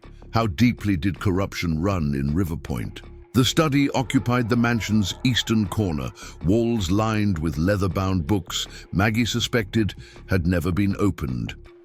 A massive desk dominated the space, behind which stood Victor Blackwood himself, tall and imperious, silver-streaked, hair immaculately groomed despite the hour, expensive suit unwrinkled. At 50, he carried himself with the confidence of a man accustomed to obedience. Standing near the fireplace were the two men from the cave, the slender, bespectacled man and his companion Jenkins. Both looked startled by Maggie's appearance. "Miss Wilson," Blackwood said smoothly, inclining his head in mockery of gentlemanly courtesy. "How kind of you to join us. Though I must say, your recent activities have caused considerable inconvenience." Maggie lifted her chin, refusing to show fear. "I wasn't aware exploring caves required your permission, Mr. Blackwood." A tight smile played across his lips. "Charming," he remarked. "I understand now why young Hayes was so besotted." He gestured to a chair. "Please sit. We have matters to discuss." When she remained standing, Caldwell pushed her roughly into the indicated seat. Blackwood frowned at the sheriff's brutishness, but made no comment. "You've met my associates, I believe," Blackwood continued, indicating the men by the fireplace. "Mr. Hargrove oversees my mining investments. Mr. Jenkins provides more practical assistance." Lawrence Hargrove, the slender man, adjusted his spectacles nervously. "She saw us in the cave, sir. Her and that savage. They were hiding in the shadows. 2 hawks, Maggie realized with a mixture of relief and concern. They knew about 2 hawks, but if they had captured her so easily, where was he? Had they caught him as well? "I'm aware of what Miss Wilson has seen," Blackwood replied coldly. "Your carelessness is partly why we're assembled at this ungodly hour." Jenkins shifted uncomfortably, his weathered face deepening into a scowl. Wasn't carelessness. Those 2 moved through the cave like ghosts. No ordinary white woman rides with a Sioux, neither. Blackwood's penetrating gaze returned to Maggie, curiosity evident beneath his controlled exterior. "Indeed, most. Unusual companionship, Miss Wilson. I wouldn't have expected such choices from Riverpoint's schoolteacher." Maggie said nothing, her mind working feverishly. They were talking about 2 hawks in the present tense. They hadn't caught him, at least not yet. That small hope steadied her resolve. "I'll be direct," Blackwood continued, moving to stand before her. "Thomas Hayes discovered something valuable, something that rightfully belongs to me. I made him a generous offer which he foolishly rejected." A flicker of genuine regret crossed his features. "What happened afterward was unfortunate, but Hayes left us little choice." "You had him murdered," Maggie said, her voice flat. Blackwood's expression hardened. "I had hoped to resolve matters peacefully. Hayes proved unreasonable." "So you shot him in the back and left him in a ravine?" Maggie's hands curled into fists. "And now you expect me to help you?" "Help us," Jenkins interjected with a harsh laugh. "Sir, we should just—" Blackwood silenced him with a sharp gesture. "Miss Wilson, your situation is precarious. You've aligned yourself with a known hostile. You've trespassed on my mining interests. Few would question if harm befell you under such circumstances." He leaned closer. "But I'm offering an alternative. Simply tell us what Hayes shared with you about the cave. Any maps, any details he might have mentioned about accessing the deeper chambers." Maggie stared at him in genuine confusion. Deeper chambers. Hargrove stepped forward, eyes bright, with intellectual fervor. "The Crystal Cave is merely the antechamber to a much larger system. Hayes found an underground river flowing through passages rich with gold deposits, far more extensive than the surface vein." His voice quickened. With excitement, he showed me partial sketches, described formations that suggested enormous wealth just beyond our reach. Understanding dawned. Thomas hadn't shared everything with these men. The map she carried, the one 2 hawks now recognized pointed to the Crystal Cave, was only part of a larger discovery. Thomas had kept his greatest find secret, perhaps, intending it as security for their future together. "I don't know anything about other chambers," she said truthfully. "Thomas never mentioned them to me." Blackwood's expression darkened with skepticism. "Miss Wilson, deception will only worsen your circumstances. Hayes sent you a telegram just before his death. Found it. Fortune awaits." What did he mean, if not the deeper gold deposits? Maggie's breath caught. How did Blackwood know about that telegram? The answer came immediately. Blackwood owned the telegraph office, as he owned nearly everything else in Riverpoint. "I assumed he meant the Crystal Cave," she replied, carefully controlling her voice. "The same cave you've already found." Blackwood studied her for long moments, his cold eyes searching for deception. Whatever he saw apparently convinced him, for he straightened with obvious disappointment. "A pity," he murmured. "I had hoped." To avoid further unpleasantness, he turned to Caldwell. "Sheriff, Miss Wilson will be our guest until this matter resolves. Ensure she's comfortable but secure." "What about the Indian?" Jenkins asked, his hand resting uneasily on his holstered revolver. "He'll come for her," Blackwood replied with certainty. "Men of his kind are predictably loyal. When he does, we'll have both problems resolved at once." He smiled thinly at Maggie. A renegade Sioux attacking a respected citizen. Unfortunate, but not uncommon in these territories. The full horror of his plan struck Maggie like a physical blow. They intended to use her as bait, to lure two hawks into a trap, then murder him and claim self-defense. The perfect solution to their problems. An explanation for both Thomas's death and her own. "You won't get away with this," she said, the words sounding hollow even to her own ears. Blackwood's smile never wavered. "My dear Miss Wilson, I already have. This territory rewards men of vision and decisiveness. The weak-willed and sentimental, like your Thomas, inevitably fall beneath progress's wheels." He nodded to Caldwell. "Take her to the room we prepared. Post guards outside." Caldwell grasped her arm, pulling her roughly to her feet. As he marched her from the study, Maggie cast one final glance back at the three men who had orchestrated Thomas's death and now planned her own. Their faces burned into her memory. Blackwood's aristocratic confidence, Hargrove's intellectual coldness, Jenkins' weathered brutality, different facets of the same corrupted ambition. The sheriff led her upstairs to a bedroom at the corridor's end, luxuriously appointed with a four-poster bed, washstand, and velvet-upholstered sitting chair. Despite the elegant furnishings, its purpose was unmistakable. Heavy curtains covered, windows fitted with iron bars. The door, when closed behind her, locked with an ominous click. "Don't make trouble," Caldwell advised through the door. "It'll go easier if you cooperate." Footsteps retreated down the corridor, followed by murmured conversations as guards took positions. Maggie stood motionless in the center of her gilded cage, waiting until silence returned before examining her prison.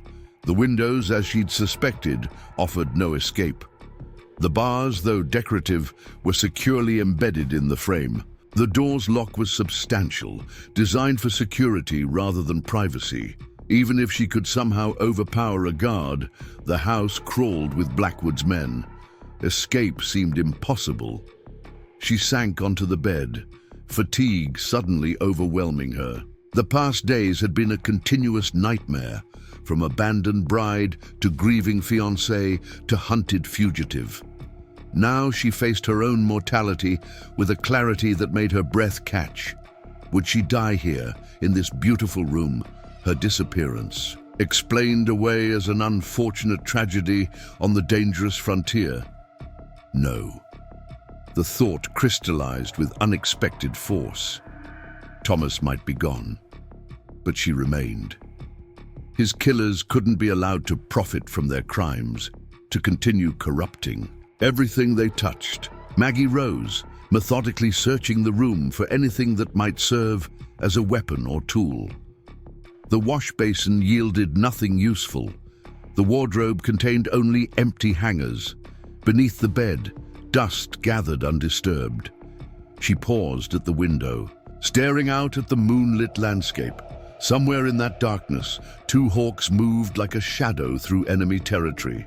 Would he realize the trap awaiting him, or would his concern for her safety override his natural caution? The night deepened toward dawn, but sleep eluded her. She sat in the velvet chair, watching moonlight trace slow patterns across the floor, listening to the occasional footsteps of guards changing positions. In those quiet hours, memories of Thomas rose unbidden. His smile when describing the mountain sunrise, his gentle hands showing her students how to identify constellations, his voice reading poetry beside Riverpoint's creek.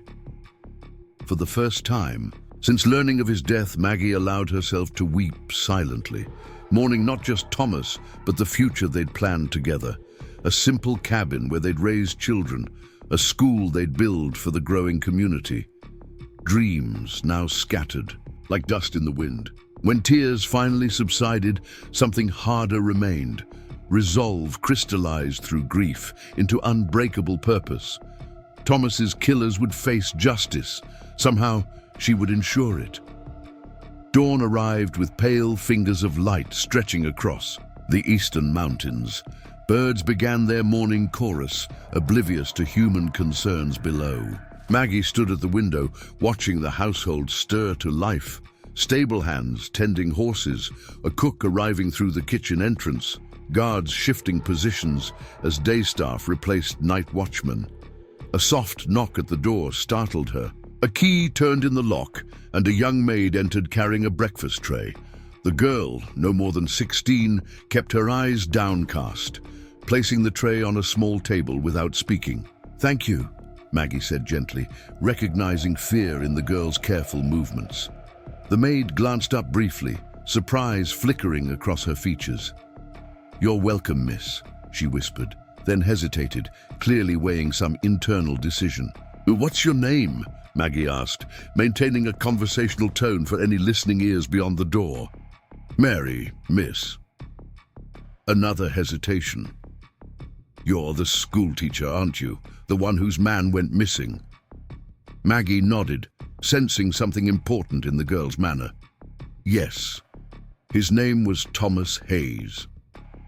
Mary glanced nervously toward the door. She smoothed her apron with trembling hands. "I heard them talking last night when they thought no one was listening." Her voice dropped lower. "They're going to kill you, miss. Once they find what they're looking for, the Indian too." Though the information wasn't surprising, hearing it confirmed sent a chill through Maggie's veins. "Why are you telling me this?" she asked carefully. Mary's eyes filled with tears. "My brother Billy was in your class last year. You were kind to him, helped him with his letters when others called him slow." She straightened her shoulders with sudden determination. "I can't help much, but..." She slipped a small object from her pocket, placing it beneath the napkin, on the breakfast tray. "It's not much, but maybe..." The door opened abruptly. Jenkins stood in the doorway, scowling. "Breakfast delivered? Then get on with your other duties, girl." Mary bobbed a hasty curtsy and hurried past him, not looking back. Jenkins surveyed the room suspiciously before closing and locking the door once more. When his footsteps faded, Maggie lifted the napkin with trembling fingers. Beneath it lay a small iron key, old-fashioned and crudely made, but undeniably a key. To what lock, she couldn't guess, but its presence represented something precious, hope, however fragile. She concealed it quickly in her bodice alongside Thomas's map, then forced herself to eat, despite lack of appetite. Strength would be essential if opportunity for escape presented itself. Hours passed with agonizing slowness. Twice more, the door opened. Once, when Mary returned for the breakfast tray, her expression carefully neutral, and later when Caldwell checked on his prisoner. Each time, Maggie feigned resignation, offering no resistance that might prompt stricter confinement. By mid-afternoon, activity below had increased. Men arrived on horseback, gathered in groups for discussion, then departed with purpose. Through her window, Maggie observed Hargrove supervising the loading of equipment onto wagons, mining tools, dynamite, provisions for extended work. They were preparing to return to the Crystal Cave, she realized, to search for the deeper passages Thomas had discovered. Another group, led by Jenkins, mounted horses armed with rifles and sidearms. A hunting party, but their quarry wasn't deer or elk. They sought 2 hawks, hoping to eliminate the remaining witness to their crimes. Maggie pressed her forehead. Against the cool glass, fighting despair. She had no way to warn him, no means to prevent him walking into their trap. As shadows lengthened across Blackwood's manicured grounds, a new commotion arose. Riders returned, gathering in the courtyard below. Jenkins dismounted, gesturing animatedly as he reported to Blackwood, who had emerged from the house. Though too distant to hear their words, Maggie could read frustration in their postures. They hadn't found 2 hawks. Relief flooded through her, followed immediately by renewed concern. As darkness approached, the danger only increased.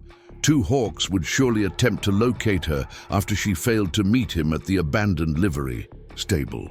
His skills might keep him safe in wilderness, but here in the heart of white civilization, he faced enemies on all sides. The sun sank behind western mountains, painting the sky in brilliant oranges and purples before surrendering to advancing night. Lamps were lit throughout Blackwood's mansion, turning windows into golden rectangles against the darkness. Maggie remained at her observation post, watching, waiting, though for what she couldn't say. When it came, the change was subtle, a shift in the household's rhythm, like a discordant note in familiar music. Guards below moved with greater purpose. Men spoke in hushed, urgent tones. Someone shouted an order, quickly hushed by companions. Something had happened. Maggie strained to see into the darkness beyond the lamplit grounds, searching for any clue to this new development. Had 2 hawks been spotted, captured? The uncertainty was its own form of torture. A sudden commotion below drew her attention. Blackwood emerged from the house, followed by Hargrove and several armed men. They gathered around a figure Maggie couldn't immediately identify, a woman, disheveled and clearly distressed. With a shock of recognition, Maggie realized it was Eleanor Simmons, her landlady and friend. The older woman appeared to be pleading with Blackwood, gesturing emphatically toward the darkened town. Whatever news she brought clearly disturbed the household's master, for he dispatched riders in multiple directions with obvious urgency. A sharp rap at her door preceded Caldwell's entrance. The sheriff's expression was thunderous, his manner more aggressive than before. "Your Indian friend's been busy," he snarled, crossing to grasp her arm painfully. "Thought you should witness the consequences." He dragged her from the room and down the corridor, his grip bruising. Maggie stumbled, nearly falling on the grand staircase, but Caldwell showed no patience, hauling her upright with casual cruelty. They emerged into the courtyard, where Blackwood still questioned Eleanor. The older woman's face registered shock when she saw Maggie. "You said she'd left town," Eleanor accused Blackwood. "You said she'd continued searching for Thomas in the northern settlements." Blackwood's smile was glacial. "A necessary deception, Mrs. Simmons. Miss Wilson's situation. It is complicated." "Maggie, are you hurt?" Eleanor asked, stepping toward her despite Blackwood's restraining hand. "I'm all right," Maggie assured her, though the lie was obvious given Caldwell's rough handling. "Eleanor, you shouldn't be here. It's dangerous. I came to warn them," Eleanor replied, confusion evident in her weathered features. "After what happened in town, I thought—" She trailed off, suddenly uncertain. "After what happened?" Maggie echoed, looking between Eleanor and Blackwood's hardened expression. Jenkins emerged from the shadows, rifle cradled in his arms. "Your redskin friend burned down the sheriff's office," he spat. "Set the jail on fire too. Whole town's in an uproar." Maggie's heart leapt with wild hope. 2 hawks hadn't been captured or killed. He'd created a diversion. But why? What purpose would such destruction serve? "He'll hang for this," Caldwell growled, his fingers digging deeper into Maggie's arm. "Savage terrorists can't be tolerated in civilized territory." Eleanor's expression shifted from confusion to dawning comprehension as she observed the dynamics between Maggie, Caldwell, and Blackwood. "You're holding her prisoner," she stated flatly. "What have you done?" Blackwood sighed with theatrical patience. "Mrs. Simmons, your concern does you credit, but this is a matter beyond your understanding. I suggest you return home and leave such concerns to those better equipped to handle them." "I will do no such thing," Eleanor retorted, drawing herself up with unexpected steel. "Not until you explain why you're manhandling a respectable young woman who's already suffered enough tragedy." The standoff might have continued, but a rider galloped into the courtyard, his horse lathered from hard riding.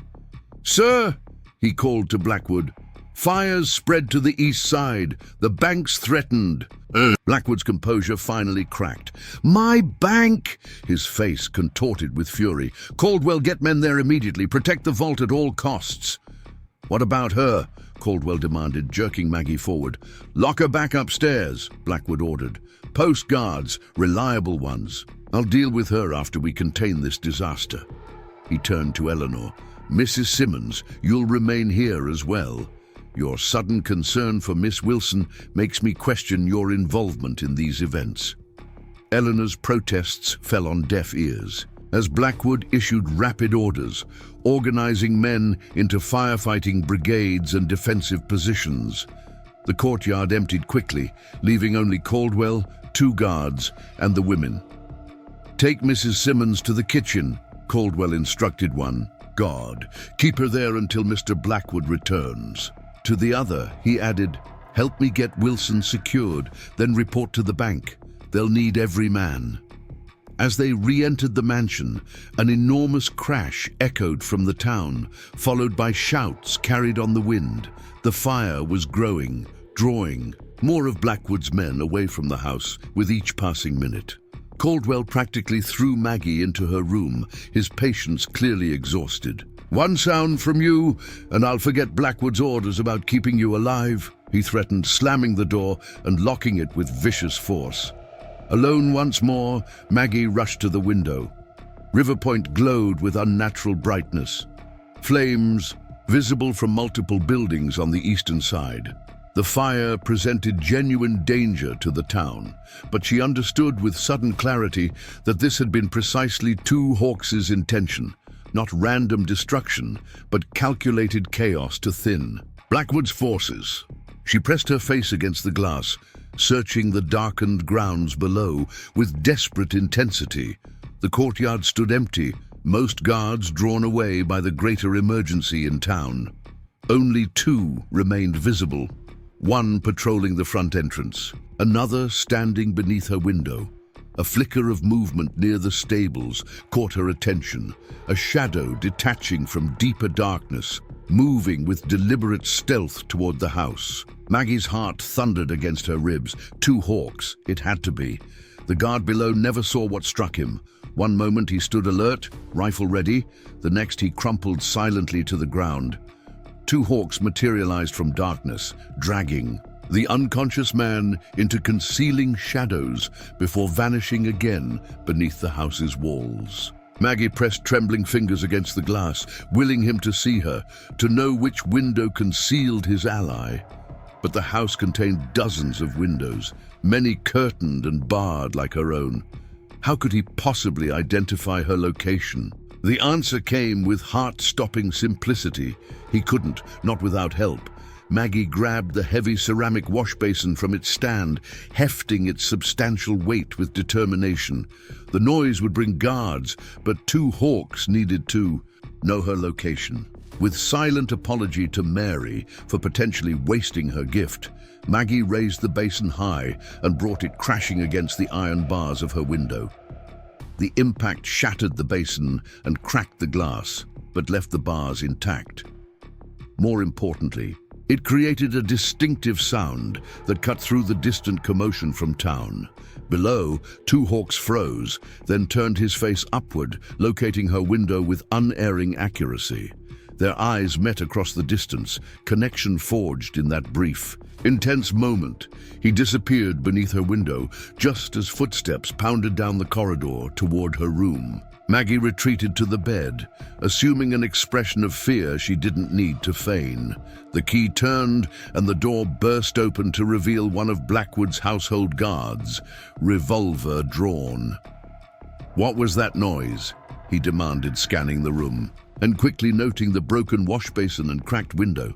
"I'm sorry," Maggie said, affecting hysteria. "The fire, I panicked, tried to signal for help." She buried her face in her hands, shoulders shaking with apparent sobs. The guard lowered his weapon slightly, contempt replacing alarm. "Stupid woman," he muttered. "Ain't nobody coming to help you." He surveyed the damage with annoyance. "Stay. He put and don't break nothing else, or Mr. Blackwood will hear about it." As he turned to leave, movement blurred in the doorway. A knife flashed, and the guard collapsed without a sound, blood blooming across his chest. Two hawks stood in the threshold, dark eyes meeting Maggie's with fierce intensity. "Come," he said simply, extending his hand. "Not much time." Maggie didn't hesitate, stepping over the fallen guard and grasping Two Hawks' offered hand. His fingers closed around hers, warm and strong, grounding her in this moment of violence and necessity. "Eleanor's here," she whispered urgently. "They're holding her in the kitchen." Two Hawks nodded once, accepting this complication without comment. He led her swiftly down the corridor, moving with the silent efficiency that had kept him alive. In hostile territory, at the top of the grand staircase, he paused, listening intently before proceeding. The mansion's main floor stood eerily empty, most servants and guards drawn to the emergency in town. They encountered no one as Two Hawks guided her toward the rear of the house where kitchen smells lingered in the air. Voices reached them as they approached. A man's gruff instructions, a woman's dignified response. Two Hawks released Maggie's hand, signaling for her to wait while he assessed the situation. She watched as he melted into shadows like a creature, born of darkness, approaching the kitchen with predatory grace. A thud, followed by Eleanor's sharp gasp, preceded Two Hawks' reappearance. "Clear," he said softly. "Woman unharmed." Maggie rushed forward to find Eleanor standing over the unconscious form of her guard, a cast-iron skillet clutched in her hands. The older woman's face registered shock at Two Hawks' appearance, but she recovered admirably. "I see you've made interesting friends, Maggie," she remarked with remarkable composure. "I assume this gentleman is responsible for the current excitement in town." "This is Two Hawks," Maggie confirmed. "He's helping me find who killed Thomas." Eleanor's expression softened. "Then I'm grateful to him." She set down the skillet with deliberate care. "What now? The whole town's looking for a savage terrorist. We won't get far on foot." Two Hawks moved to the kitchen window, surveying the darkened grounds. "Horses in stable," he said. "Need distraction first." Without warning, he crossed to the kitchen's massive stove where dinner preparations lay abandoned. With methodical efficiency, he gathered cooking fat, lamp oil, and kitchen towels, fashioning crude fire starters. "What are you doing?" Eleanor asked, alarmed. "Making ghost," Two Hawks replied cryptically. He turned to Maggie. "Blackwood returns soon. Must hurry." Understanding dawned. "You're going to set fire to the house," she realized. "Create another diversion." He nodded, already moving to position his incendiary devices in key locations. Fire spreads fast. Mansion burns bright. All eyes look here. He glanced at Eleanor. "Can you ride?" The older woman squared her shoulders. "I grew up on a ranch. In Texas, young man. I could ride before I could walk." A ghost of a smile touched Two Hawks' lips, the first Maggie had seen from him. "Good. Follow path behind stables. Wait there." Eleanor hesitated, looking to Maggie for confirmation. When Maggie nodded encouragement, the older woman moved toward the kitchen's rear exit, pausing only to gather a shawl hanging by the door. "Be careful," she advised, then slipped into the darkness. Two Hawks turned to Maggie, his expression grave once more. "Fire starts, we run. No stopping, no matter what." He took her shoulders in his hands, his grip gentle but insistent. "Promise." "This." The intensity in his dark eyes made Maggie's breath catch. She nodded, unable to look away from that penetrating gaze. "I promise." Something shifted in his expression, a softening around his eyes, a tension melting from the set of his mouth. For a heartbeat, they stood connected by more than shared danger or common purpose. Then he released her, returning to his preparations with renewed focus. "Ready?" he asked, striking a match against his knife handle. Maggie took a deep breath, thinking of Thomas, of Blackwood's cold calculation, of justice still unserved. "Ready," she affirmed. The flame touched the first oil-soaked bundle, which ignited with hungry eagerness. Two hawks moved quickly, lighting similar devices throughout the ground floor with practiced precision. Within minutes, smoke began to fill the mansion's grand rooms, flames licking at expensive furnishings and priceless artwork. "Now!" Two hawks said, grasping Maggie's hand once more. "Run!" They fled through the kitchen door into the night, racing across open ground toward the stables. Behind them, windows shattered as fire found fresh oxygen, feeding its relentless growth.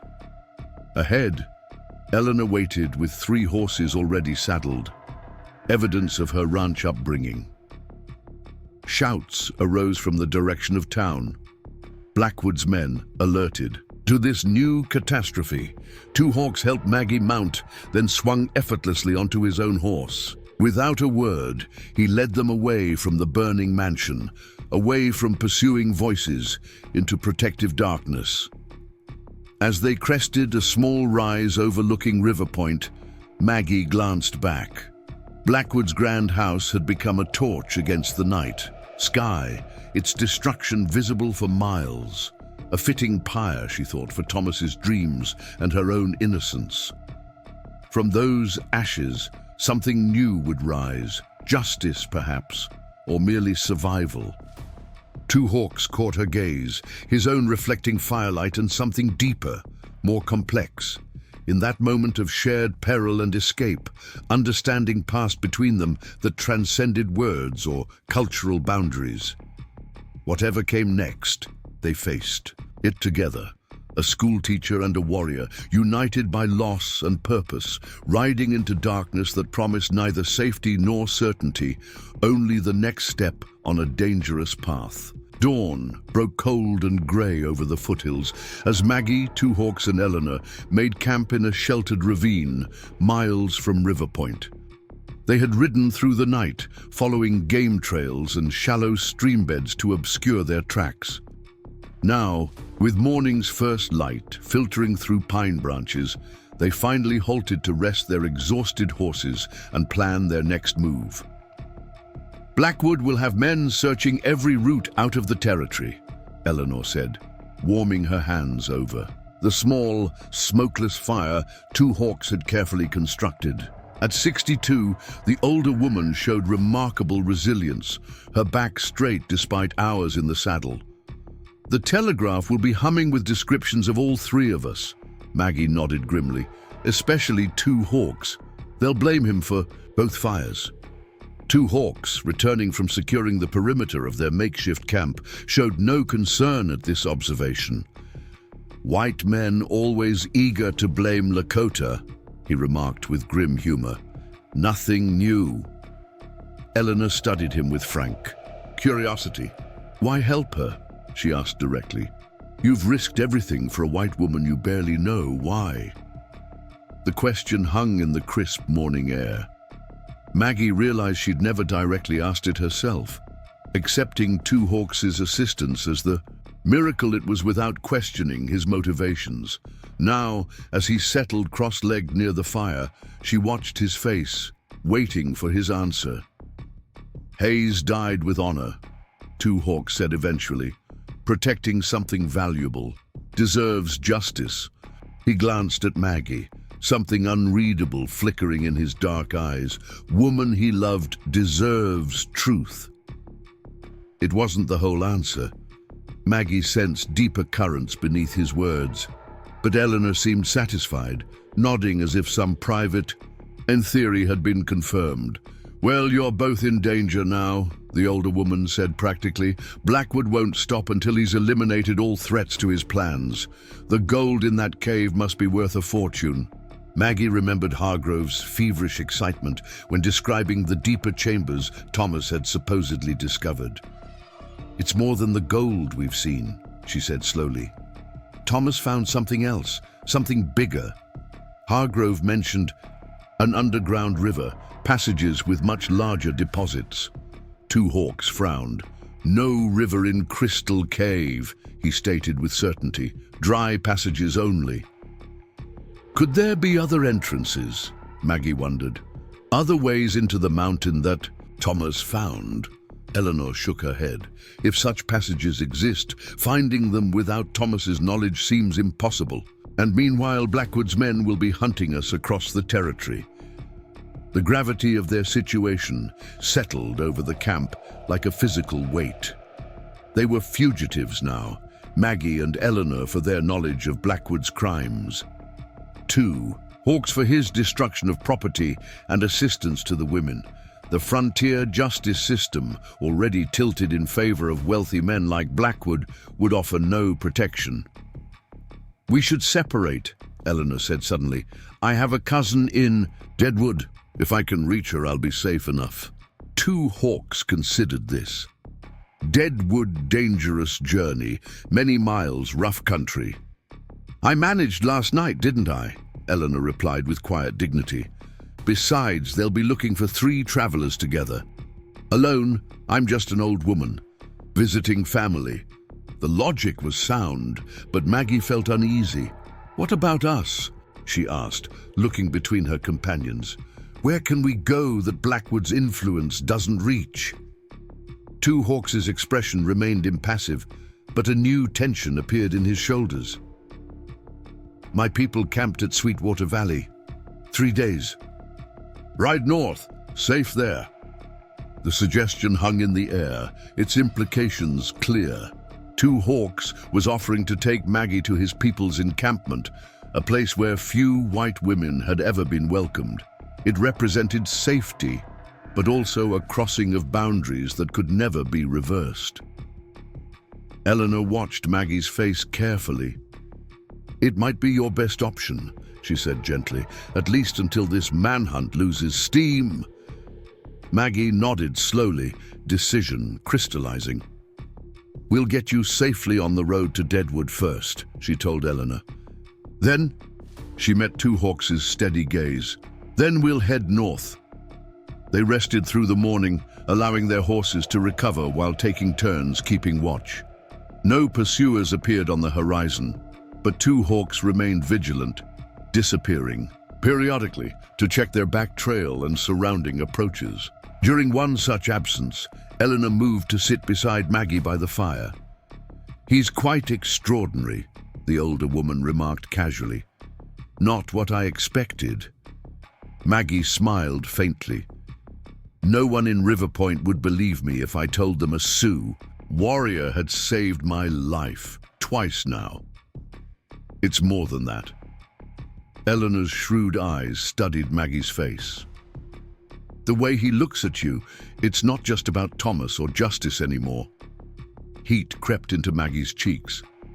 "I don't know what you mean." "I think you do." Eleanor patted her hand affectionately. "Life on the frontier teaches you to recognize what matters. When my Harold died in 71, I thought my world had ended. Took me years to realize it had only changed course." She glanced in the direction 2 Hawks had disappeared. "Thomas would want you to live, Maggie, to find happiness where fate offers it." Before Maggie could respond, 2 Hawks returned to the camp, his expression grave. "Riders coming," he announced. 8, maybe 10, following our trail. The women rose immediately, Eleanor with remarkable spryness for her age. "How far?" Maggie asked, already moving to gather their few possessions. "Hour, maybe less." 2 Hawks doused the fire with practiced efficiency, moving fast. They broke camp within minutes, erasing all signs of their presence before mounting.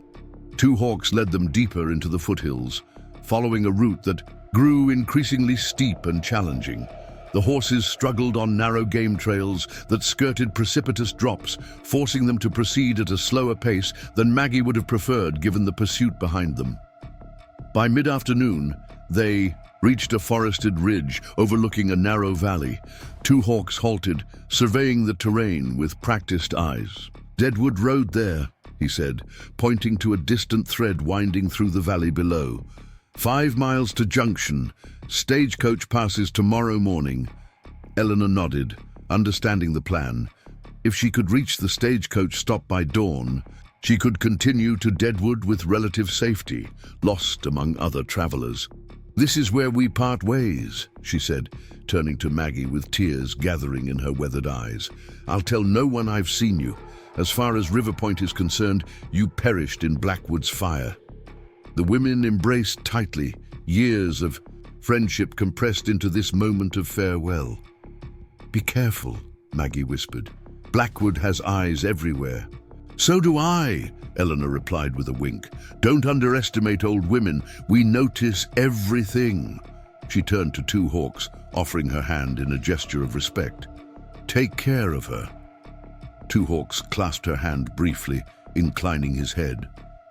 "Brave woman," he said simply. "Good journey."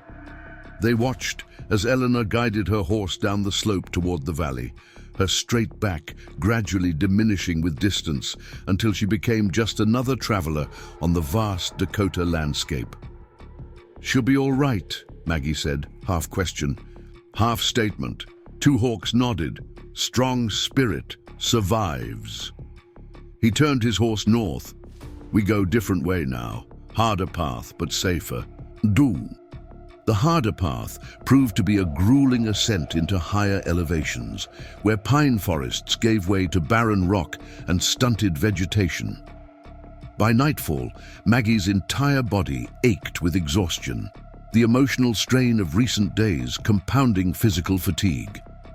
When Two Hawks finally indicated they would make camp in a sheltered hollow, she dismounted with shaking legs, nearly collapsing as her feet touched ground. Two Hawks was at her side instantly, strong hands steadying her. "Rest now," he said, concern evident beneath his usual stoicism. "I make camp." Maggie wanted to protest, to help with the necessary tasks, but her body betrayed her. She sank onto a fallen log, watching through half-closed eyes as Two Hawks cared for the horses, gathered firewood, and prepared a small meal from their limited provisions. His movements held familiar efficiency, but also a gentleness she hadn't fully appreciated before. The way he spoke softly to the nervous horses, how he positioned Maggie's bedroll on the softest ground, the careful attention to details that would ensure her comfort. When she had eaten and the night's chill deepened, Two Hawks surprised her by unrolling his blanket close beside hers, not inappropriately near, but close enough that his presence offered both protection and warmth. "Sleep," he advised, noting her questioning glance. "Cold night. Safer together." Maggie nodded, too exhausted to overthink the arrangement. She lay down, pulling her blanket tight around her shoulders, aware of Two Hawks' solid presence inches away. Despite her fatigue, sleep proved elusive. Her mind raced with the day's events, with concern for Eleanor, with uncertainty about their journey to Two Hawks' people. And beneath these immediate worries lay deeper questions about her future. If they somehow survived Blackwood's pursuit, what then? Return to civilization where Two Hawks would face prejudice and possibly persecution? Remain with his people where she would always be an outsider? The path ahead seemed as rugged and uncertain as the mountain terrain they traversed. "Cannot sleep." Two Hawks' deep voice startled her from these thoughts. Maggie sighed softly. Too many questions without answers. He shifted slightly, his profile visible against the starlit sky. "Ask," he invited simply. The directness of his response made her smile despite everything. "Your people," she began, hesitantly. "Will they accept me, a white woman?" Two Hawks considered this seriously. "Some will, some won't." He turned to face her. "Many lost family to white soldiers, carry anger, fear, but others understand not all whites same." "And you?" Maggie asked softly. "How do you see me?" The question hung between them, intimate in the darkness. Two Hawks was silent so long that Maggie thought he might not answer. When he finally spoke, his voice carried a depth of emotion she hadn't heard before. "First saw woman who lost mate sought justice now." He paused, seeming to search for words in a language not his own. See Maggie, brave spirit, kind heart, strong like river that shapes stone over time. The unexpected poetry of his description caught Maggie off guard. Tears welled unbidden in her eyes, not from sadness, but from the profound sensation of being truly seen, perhaps for the first time since Thomas's death, perhaps even before. "Thank you," she whispered, unable to articulate the complex emotions swirling through her heart. Two Hawks nodded, understanding evident in his expression. After a moment, he reached slowly between them, his hand finding hers beneath the blankets. His palm was warm and calloused against her fingers, the touch neither demanding nor presumptuous, simply an offered connection in darkness. Maggie didn't pull away. Instead, she returned the gentle pressure, accepting this silent communication of comfort and something deeper, something neither was ready to name. They remained thus, hand in hand beneath the vast Dakota sky, until sleep finally claimed them. Both. Dawn arrived with ominous clouds gathering on the western horizon. Two Hawks studied them with concern as they broke camp. "Storm coming," he observed. "Bad timing." Maggie followed his gaze to the dark mass spreading across the sky. How far to Sweetwater Valley? 2 days, good weather. His expression darkened. Longer now. They set out northward, pushing the horses as much as the difficult terrain allowed. By midday, the storm front had overtaken them, bringing driving rain that reduced visibility to mere yards. Two Hawks led with unerring confidence despite the conditions, following landmarks only he could discern in the gloomy half-light. They had just begun descending a treacherous slope when a rifle shot cracked through the storm's rumble. Two Hawks jerked sharply, nearly falling from his horse. Maggie screamed his name, spurring her mount forward as he regained his balance. Blood spreading across his left shoulder. "Go!" he commanded, pointing to a rocky outcropping ahead. "Take cover!" More shots followed as they galloped toward shelter, bullets whining past with terrifying proximity. They reached the rocks just as Two Hawks' horse stumbled, throwing him forward.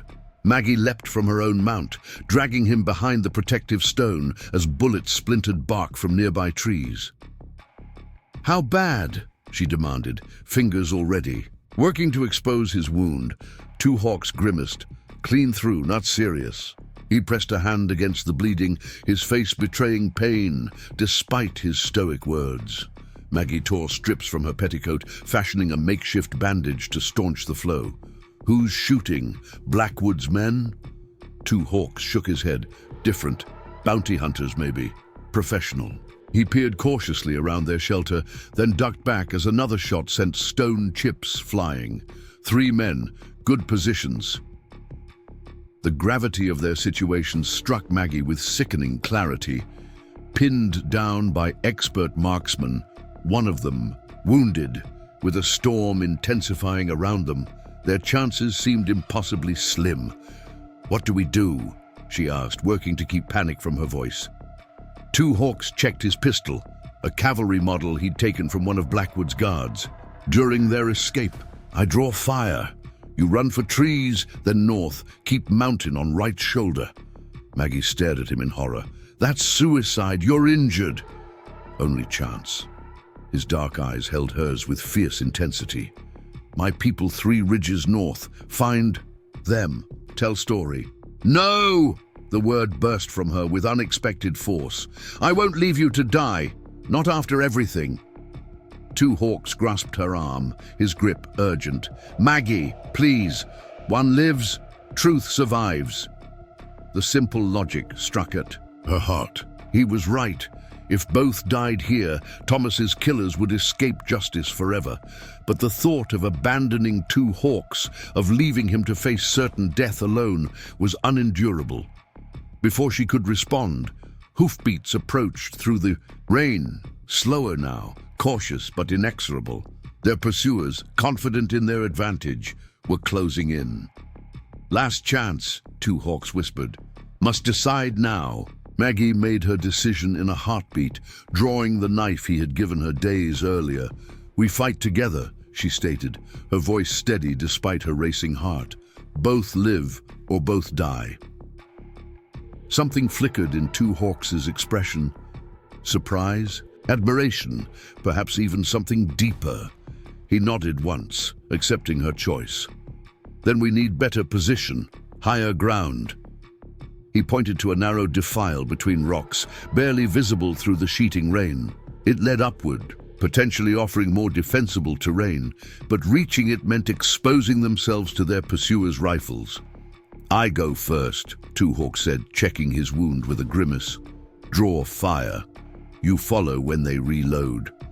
Before Maggie could protest, he was moving, darting from their shelter with remarkable speed despite his injury. Gunfire erupted immediately, bullets kicking up mud around his running form. He fired back twice, the shots partially masked by thunder, then dived behind a fallen tree halfway to the defile. The shooters redirected their attention to his new position, giving Maggie her opening. Heart pounding, she ran the gauntlet, expecting any moment to feel the searing impact of a bullet. None came. She reached Two Hawks unharmed, crouching beside him as rain plastered her hair to her scalp. 3 men, spread out, he reported tensely. Professional hunters, not Blackwood's usual men. Bounty hunters? Maggie suggested, remembering his earlier assessment. Two Hawks nodded grimly. Territory Marshal offered reward for Indian renegade after fires, $500. The sum represented a fortune to most frontier dwellers, more than enough to attract experienced manhunters willing to brave storms and wilderness for their quarry. They won't be expecting 2 targets, Maggie noted, clutching her knife with determined fingers. We might use that. Two Hawks studied her with new appreciation, strategic assessment replacing his protective instinct. Good thinking, set trap of our own. They formulated a hasty plan as their pursuers methodically worked closer, using the storm's cover just as Two Hawks would have done. When the next phase of their advance began, Maggie was ready, positioned behind a boulder with clear sight of the approach, while Two Hawks circled to flank their attackers. The first bounty hunter appeared through the rain like a specter, rifle held ready, eyes scanning for his prey. He passed Maggie's position without noticing her pressed against stone, his focus entirely on tracking Two Hawks' more visible trail. Maggie waited until he was fully past, then stepped out behind him, knife raised. She had never harmed another human being, had never imagined herself capable of such action. Yet in this moment, with Two Hawks' life and her own hanging in balance, she found resolve hardening her muscles, guiding her hand. The man sensed her too late, beginning to turn as her knife found its mark between his shoulder blades. He cried out, a strangled sound cut short as he fell forward into mud. Maggie stared at her handiwork in shock, the reality of what she'd done washing over her with the rain. No time for regret. A shot rang out from her left, Two Hawks engaging another of their pursuers. The third hunter, alerted by the commotion, swung his rifle toward the sound. Maggie moved without conscious thought, retrieving the fallen man's pistol and firing at this new threat. Her shot went wide, but accomplished its purpose. The bounty hunter whirled in confusion, suddenly aware he faced multiple opponents. His moment of uncertainty was fatal. Two Hawks emerged from the storm behind him, knife flashing once. The man collapsed without a sound. Two Hawks motioned urgently for Maggie to join him in the shelter of a massive pine.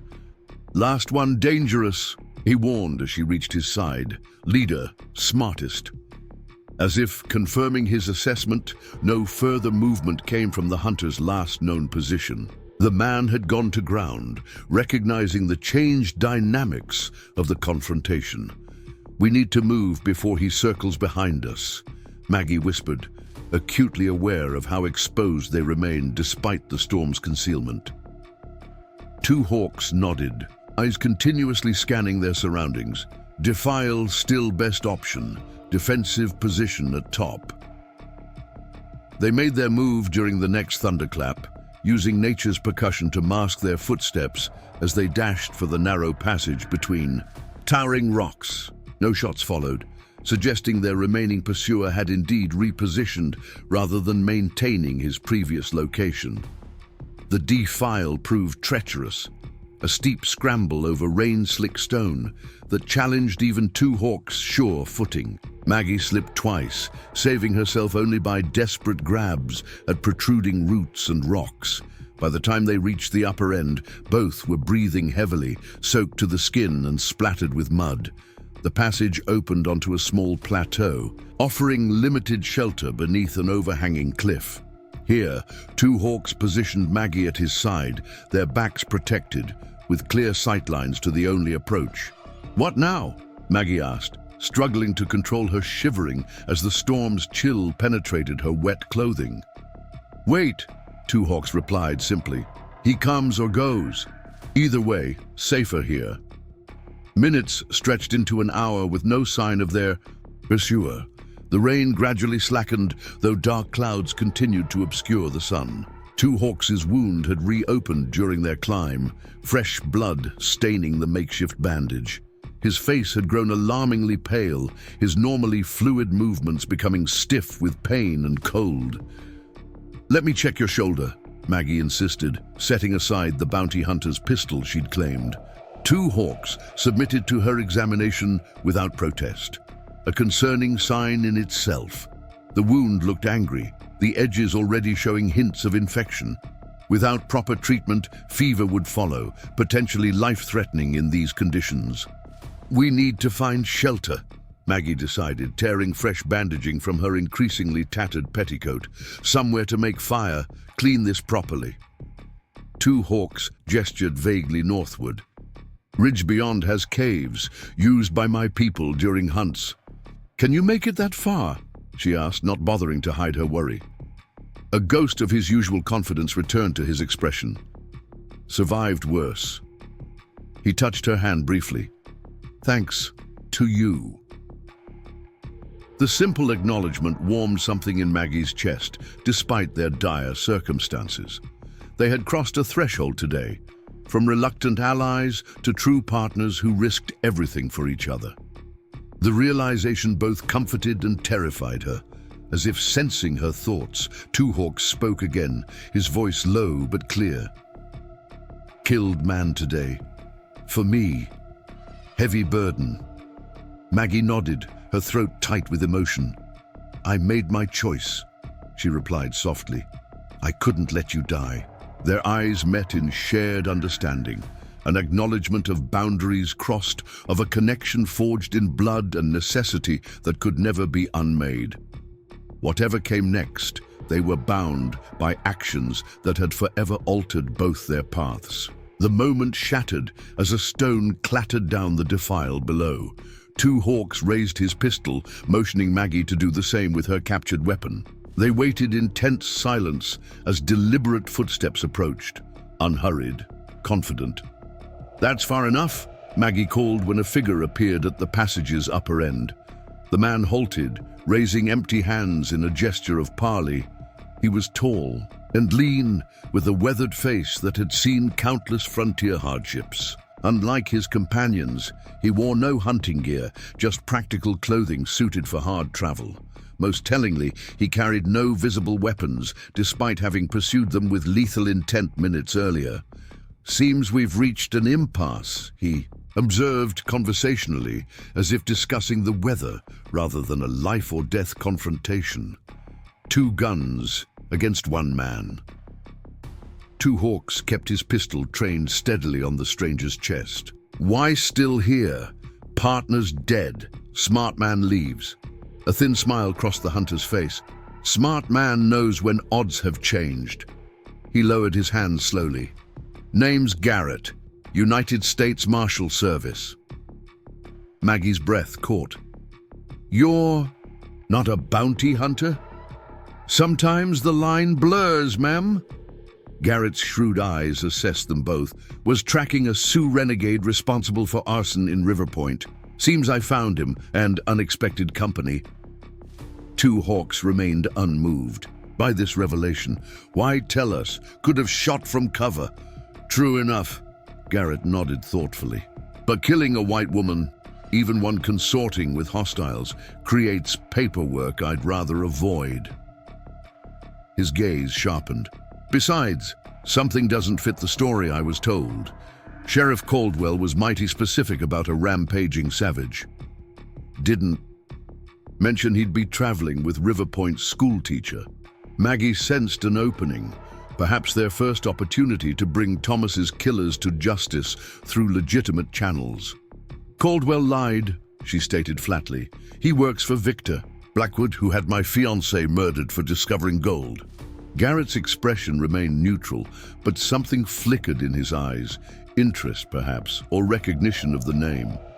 Serious accusation, ma'am. Truth, Two Hawks interjected. Found body myself, shot in back. Blackwood's men took map, killed for gold. A long silence followed as Garrett considered their words. Rain pattered gently around them. The storm's fury spent, but its presence lingering in gloomy half-light.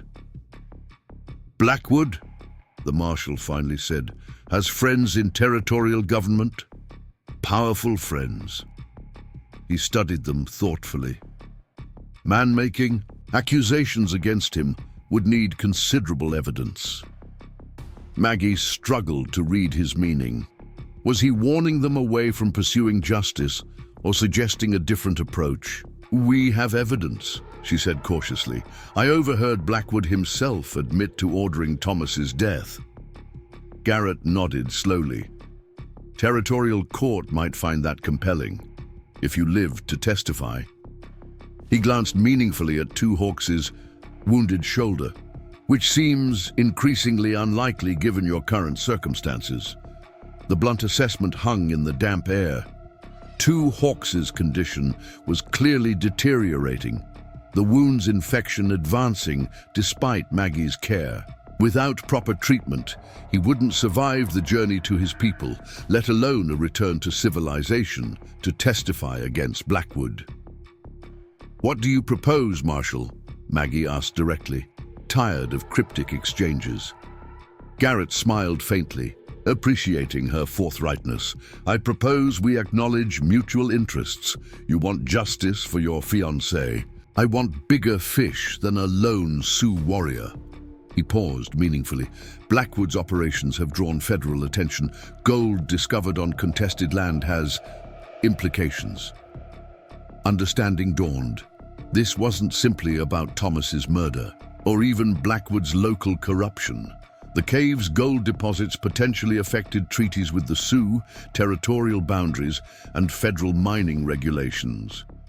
You were never hunting Two Hawks, Maggie realized. You were investigating Blackwood. Let's say my jurisdiction extends beyond apprehending alleged arsonists.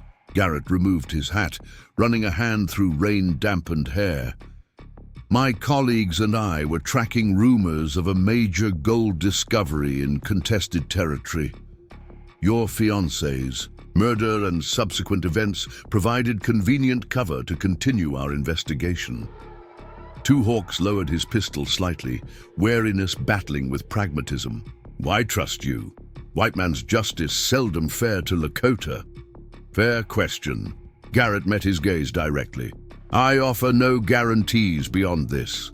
Help me build a case against Blackwood, and I'll ensure your actions in Riverpoint are viewed in proper context.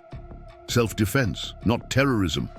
It wasn't amnesty, but it represented more consideration than Two Hawks could expect from most frontier lawmen. Maggie glanced at him, silently communicating her thoughts. His slight nod indicated his understanding of the calculation involved. Continue fleeing with diminishing chances of survival, or ally with this unexpected federal representative against a common enemy. We need to treat his wound first, Maggie stated, making their decision clear. He'll die of infection without proper care. Garrett nodded, seeming genuinely relieved by their choice. My base camp's half a day's ride east. Have medical supplies. there, and men who can be trusted. He glanced at the darkening sky. Can you travel? Two hawks straightened with visible effort. Can ride, he affirmed, though Maggie noted the fever's flush beginning to color his cheeks. Then we should move before dark. Garrett stepped back, allowing them space to rise. Your horses scattered during the fight, but I've got remounts tethered below. As they gathered their few possessions, Maggie felt Two Hawk's hand touch her arm. She turned to find him watching her with unusual intensity, his dark eyes burning despite his weakened state.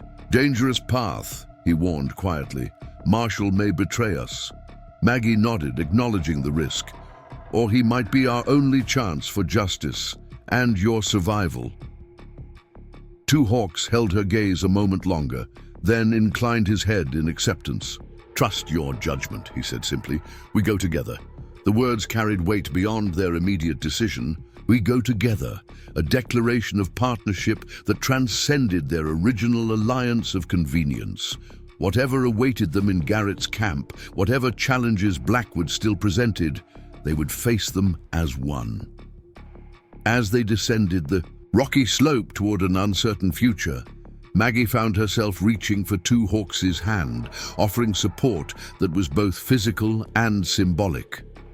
His fingers closed around hers without hesitation, warm despite the rain and fever. Behind them, storm clouds finally began to break, allowing thin shafts of golden sunlight to pierce the gloom. Whether this represented an omen or mere meteorological coincidence, Maggie chose to interpret it as hope, fragile but persistent, like the connection between a schoolteacher and warrior that had survived against all probability. Marshall Garrett's camp proved more substantial than Maggie had expected. 4 canvas tents arranged around a central fire pit, with horses picketed nearby and men moving with military precision despite their civilian attire.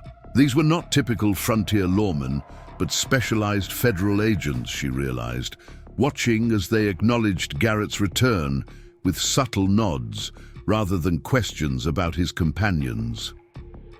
Anderson, Garrett called to a stocky man with a medical kit already in hand. Got a wounded man needs tending. Two Hawks had deteriorated during their journey, fever burning his strength away until he could barely remain upright in the saddle. He allowed Garrett and Anderson to help him into the largest tent without resistance, a worrying sign of his condition. He'll be all right, Garrett assured Maggie, noting her anxious expression. Anderson was an army surgeon before joining the service. Best hands in the territory. Maggie paced outside the tent for what felt like hours as Anderson worked inside, occasionally calling for fresh water or additional supplies. When the surgeon finally emerged, his expression was guardedly optimistic. Bullet wounds clean now, he reported. Fever should break by morning if infection doesn't worsen. He handed Maggie a small bottle. Laudanum for the pain. Small doses. Only?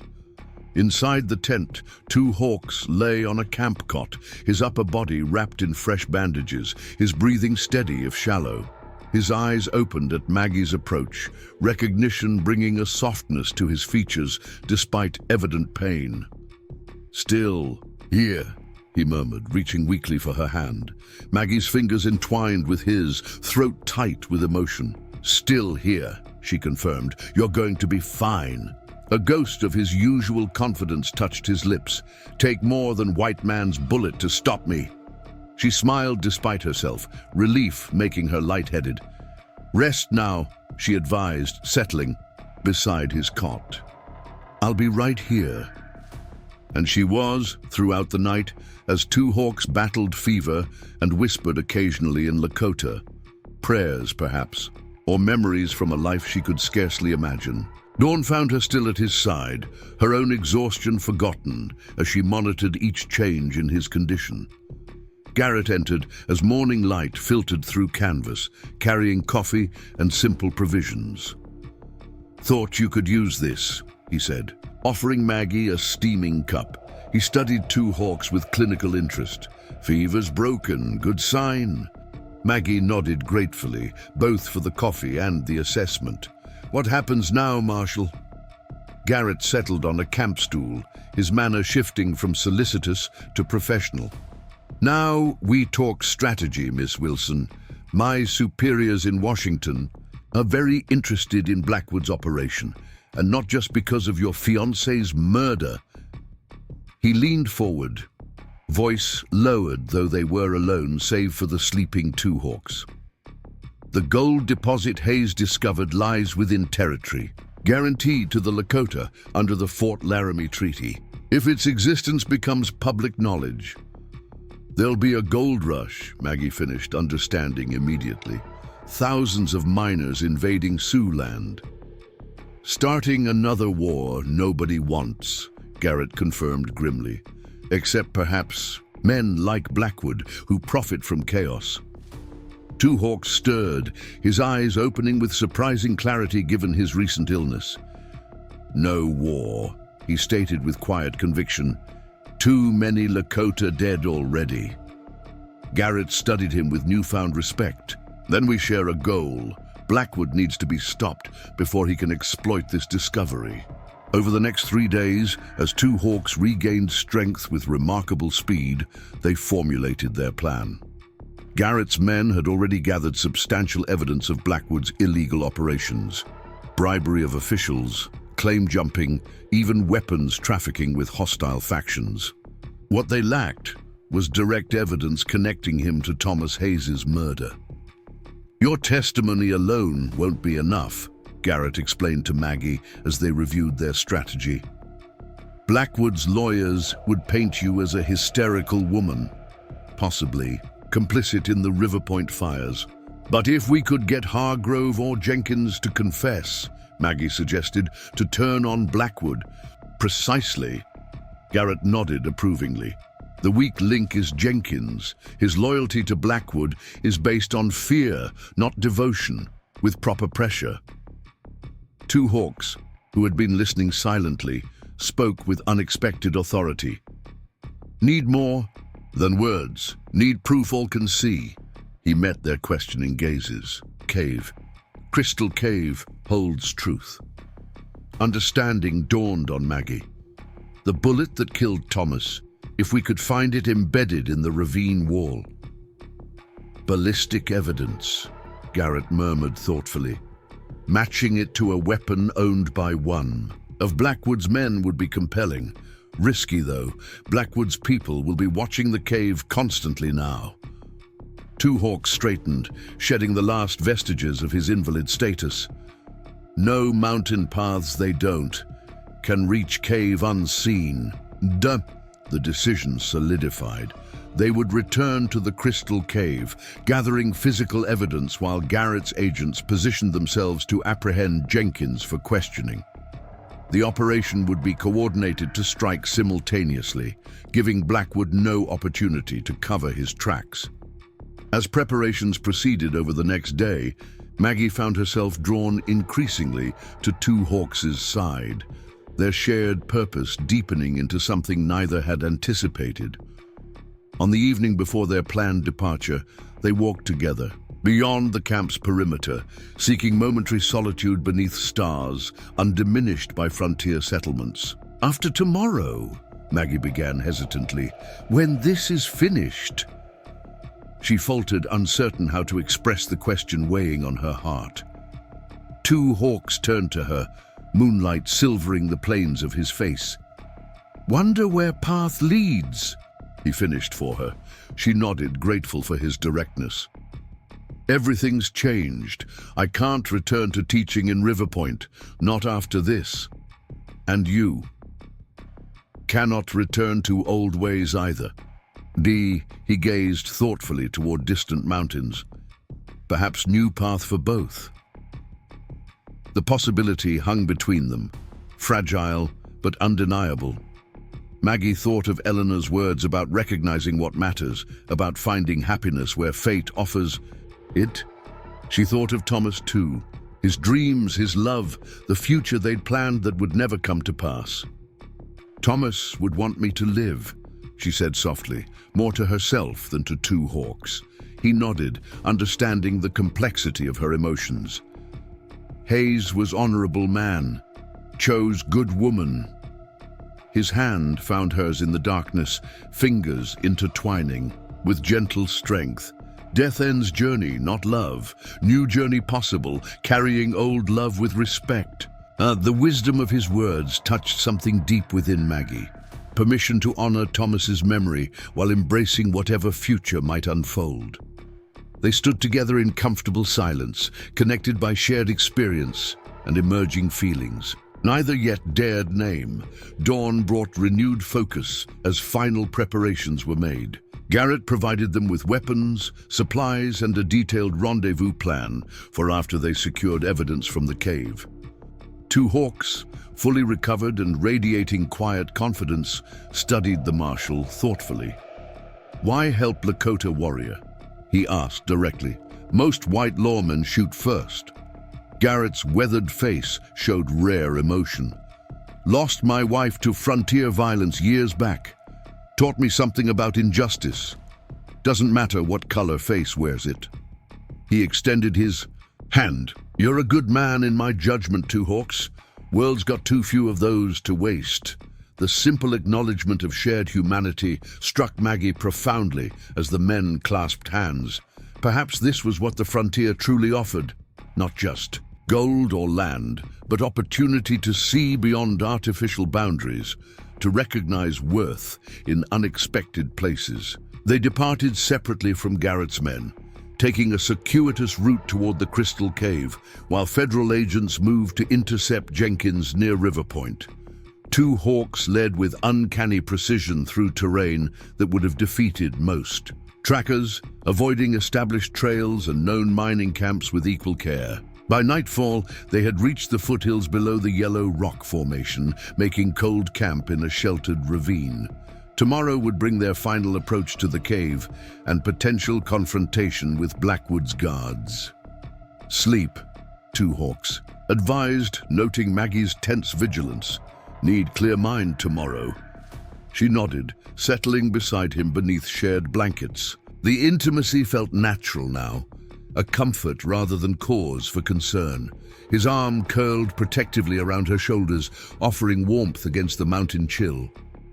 "Two Hawks," she whispered before sleep claimed her. "Whatever happens tomorrow, I thank you for everything." His only response was to draw her closer, his heartbeat steady beneath her cheek, a promise more eloquent than words. Morning revealed clear skies and unseasonable warmth as they made their final approach to the Crystal Cave. Two hawks advanced with consummate stealth, locating Blackwood's sentries long before they might have spotted intruders. 3 men guarded the cave entrance, clearly expecting trouble from established trails, rather than the nearly vertical approach Two Hawks selected. "Wait here," he instructed Maggie, concealing her behind massive boulders overlooking the guard's position. "We'll clear path." She grasped his arm urgently. "No killing," she pleaded, "not unless absolutely necessary." Something softened in his expression, recognition of her inherent compassion despite all she'd endured. He nodded once before melting into the landscape with predatory grace. What followed demonstrated why the Lakota were considered among the most formidable warriors of the plains. Two hawks incapacitated all 3 guards without firing a shot or raising alarm, using techniques passed through generations of his people. Within minutes, he signaled Maggie forward, the path clear. The Crystal Cave's entrance yawned before them, dark and forbidding despite morning sunlight. Maggie hesitated momentarily, memories of her previous visit flooding back, the discovery of the gold vein, Hargrove and Jenkins plotting, the beginning of her flight with Two Hawks. "Ready?" Two Hawks asked gently, recognizing her momentary distress. Maggie straightened her shoulders, determination replacing hesitation. "Ready." They entered together, moving past the magnificent crystal formations to the cave's deeper recesses, where they had first discovered the gold vein. Two Hawks produced a small lantern from his pack, its light revealing evidence of recent activity. mining equipment, dynamite, survey markers left by Blackwood's operation. "They've started excavation," Maggie observed with concern. "We may already be too late." Two Hawks shook his head. "Not too late, follow." He led her unerringly through the cave system, beyond the main chamber to a passage they hadn't fully explored during their previous visit. Here, the tunnel narrowed before opening into a smaller grotto where natural light filtered through. A narrow fissure in the ceiling. "Look," Two Hawks directed, pointing to distinctive markings on the stone wall. Crude arrows and symbols had been carved into the rock. Thomas's notations, Maggie realized with a jolt of recognition. He was mapping the deeper passages, she whispered, tracing the markings with trembling fingers, recording his discovery. Two Hawks nodded, continuing along the tunnel until they reached a junction where the passage split in 3 directions. Here more elaborate carvings covered the wall, a detailed map of the cave system, with one passage clearly marked as leading to what Thomas had labeled main deposit. The underground river Hargrove mentioned, Maggie breathed, understanding dawning. Thomas found it. Before they could explore further, distant voices echoed through the tunnels, Blackwood's men returning to continue their excavation. Two Hawks extinguished their lantern immediately, pulling Maggie into a shadowed alcove as heavy footsteps approached. "Hold still," he whispered, his body shielding hers as lantern light preceded new arrivals. To Maggie's shock, Victor Blackwood himself entered the chamber, accompanied by Hargrove and several miners. The businessman's fine suit looked absurdly out of place in the rough-hewn tunnel, yet he carried himself with characteristic arrogance. "Hayes's markings indicate the richest deposits lie beyond this junction," Hargrove was explaining, gesturing toward the very wall Maggie and Two Hawks had just examined. "We'll need significant blasting to widen the passage." "Then do it," Blackwood ordered impatiently. "Washington's growing suspicious. We need to extract as much as possible before federal agents discover the location." The irony of his statement might have made Maggie smile under different circumstances. Instead, she focused on memorizing every word, building evidence with each damning statement. "Sir," one miner interjected nervously, "shouldn't we wait for Jenkins? He knows more about handling the dynamite safely." Blackwood's expression darkened.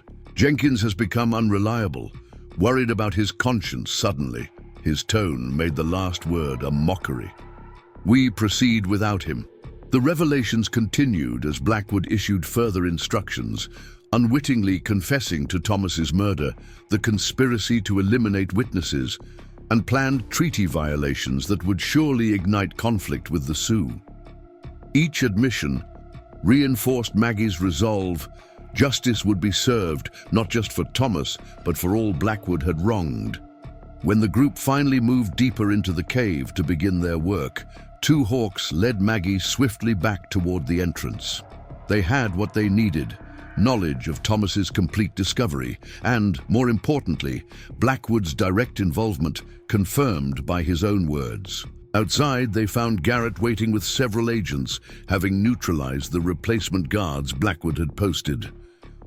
"Jenkins broke," the marshal reported with satisfaction. "Confessed everything. We've got written testimony implicating Blackwood for Hayes's murder." "And we've got more," Maggie replied, quickly relaying what they'd overheard. "Blackwood's in the cave now, planning to dynamite deeper passages." Garrett's expression hardened. "Then we take him, now." To the arrest that followed held its own justice. Blackwood captured amidst the very gold he had killed to possess, his shocked disbelief giving way to futile threats as federal agents led him away in handcuffs.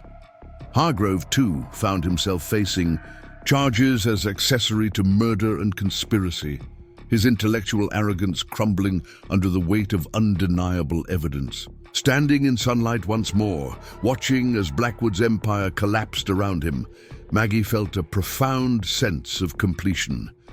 Thomas had been avenged. The cave's deadly secret would now be properly addressed through legal channels rather than bloodshed.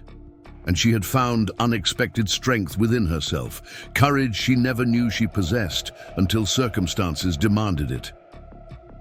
Two hawks stood beside her, his presence solid and reassuring.